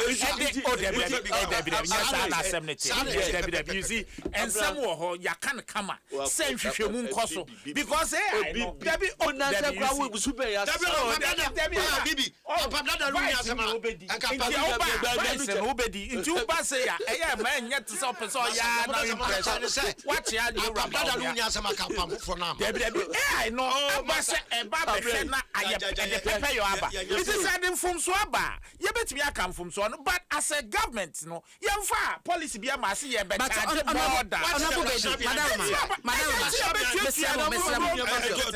Mr. But honorable Bedu say finance ministry manage situation ye with the AI implementation no and na juma yenti na ye bedura. Do you agree say o ma manage the situation? Because you say what is because honorable Bedu pato me they went there and the challenges are eba. How did they for when there? Oh, traders here kind of finance. How did they manage it? Say you made drop support. Finance ministry. Once my business somewhat but I am saying say and these are my words. Say oma engage and implemented then there is a problem. But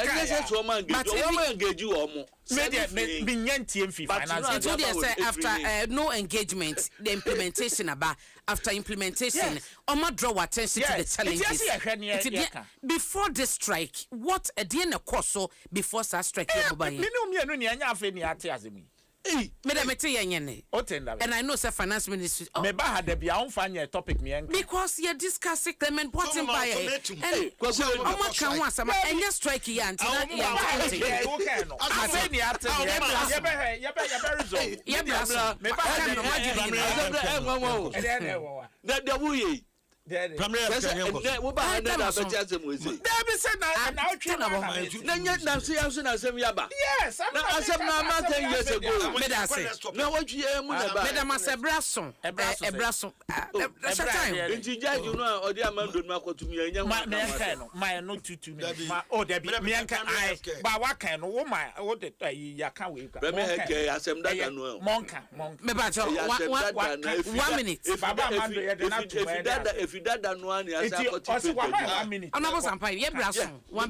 One minute too. Me lawyer. Lawyer. Me say uko court na prosecution are objected to bail.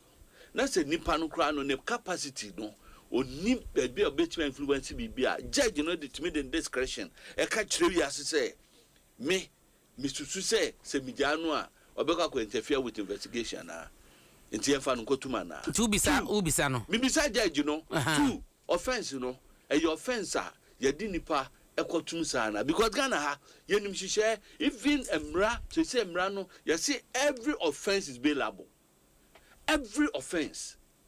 But at the discretion of the judge, instead of the discretion, no, discretion cannot be overused. You hear discretion, it says they are doing yansanto. You conditions, you know. But I say a communicator and as executive to be called dressing company say or LGBTQ where you are. What's it then? I didn't catch a kufado. Kumuha. Some judge, you know, I can't answer, but then one can't check kufado. May your money tapes in Treno. And I'm going to fire, and then Pamino can say, me, a whole regional minister, or to be quiet TikTok live, and then in Kramer Dimatem on anything. On reaching in Kramer and so, a Dimatem Yayani. But the fact is, sir, Omodiye, one Casano doesn't make it right. The fact of the year, no, be a man and no be fees and no, and no, and no full of this. Until let's look at the yeah, let's sit down. Then you share your name and you have ministers, some judge with no sitting MP. And some who bend someone fatapao can chroma. And it's a kufadu MP by. And you know, Bibi the mountain can be at that time. I could tell you low key or Boba radio, numtinament. But animal. Okay. And yet, it's not yet, and then a judge is for being who say, ye debate the minister be, and I say, I know be a caricature of somebody, you know, a offensive. Jesus Christ. Let's honestly be the rule of our judiciary. No more young man Crawford. Yeah, on said the Bian Crawford has all you hear near what's a man, boy, doom remua. Yeah, my dear, no, I had time. But that's all number champagne. Patch 2 minutes. Look, and someone would kafa judge and baseless. Completely baseless in law. Judge Bier New Honoma or what under obligation so betie prosecution say who oppose bail and also oppose me. My court on several occasions. illegal money and politics on several occasions ma court ma sre bail judge ho na judge no yes prosecution aso no aka say oppose bail no ma judge no say still on come the reason is that there be anyame da and no nya politics judge no over that discretion okay mu kenya na yewra asori yewra ba wi kasa judge na dia waye no enye bi nsi da enya no kre nti say prosecution so any problem so ni pa na be me ba anti judge no ono ne dia ye dia we say na me che o kai section 96 of act 30 na judge ne pen na wotu mi o kire ne enye accused person nti no o de so de twina so na so de accused person onye so de twina so me che o de mra ne ka so the law and we no say the law and the work kwan so this is the remedy of the law to consider a lot of things asamani e na judge no fa hude so for in considering a lot of things no judge no timi bisa ono anya so bisa ono atana se hwe usu ne oban say one of the things was section 96 of act 30 no ne say judge ne hwe say uyo obi ayema okwan ade a wo ye no kwa obesa akoye bio so odwin sa wo no ani tirimu a o ma nko obeka se yemfa nko to Sadeka, this discretion. I'm saying, me banya body. Yeah, and now we have videos. Abrantie, ya kasi am fa no kwa madam my bras. Me pa mo chow. And now ya man ne kwan se yam fa no ko twere aban kuku mu no. O ko fo ka kra, o say I will be back. JB dan kwad hwense mo na okeke. Of course, that's how you see it in the wisdom of the judge. And ye jawa abekwa kwa na chance. And now ni bibi. I'll be back. Ghana journalist a ye friend no David Tamaklu. A ye chi no detainee no se ye se wakọ kansem bia emfata. Me pese me kan wa fidie so. Democracy hub. Vamawo. Yanje na mfa na nkọ ne yesi wa yeden. Ye ka so ayeden. Me da say. Me ka so ayeden. Me da so ayeden. Ye ka so ayeden. Ye chi ni fi kumase. E de ban kran. Apia da ben. Asa u fi kure mu ade. Sabra na odidi. Iti na refi. Hwe. Da ben no ye den. Apia stadium machi. Ye ni ko tu. Me da say. Odike mpata. O da bi ordinary time mama. Okay. Ene me da say. Dabi me nwa ba yankasa Odike 1 minute mpacho me braso me pese me media ko bia ten oh masa we Odike yanko yoro mama mesrewo primary health care na wo dey ba mo bedros care free national health insurance o promise 600 chip compounds ye hwe ani mu se ye no beba me ba nya botre afesu so we say the health screening centers ba vantage points me nko ade aka no de ka mo ayen na mu agenda 111 no ye momodi ne complete. Why am I saying this? So health screening centers no nurse ni chichiri BP na kosra onwoni a prescription bi obey amount. This was at the hospital. It hospital na I want the final treat cases no. Adan ye mfi ahodi nyina ankogusu say agenda 111 no ye wie ni nyina na obi ama no so betimi anya access to healthcare delivery. Okay. Ben unti papa ye twen 600 check compounds no. Na baby a agenda 111 ko duru. Me da say Odike yapon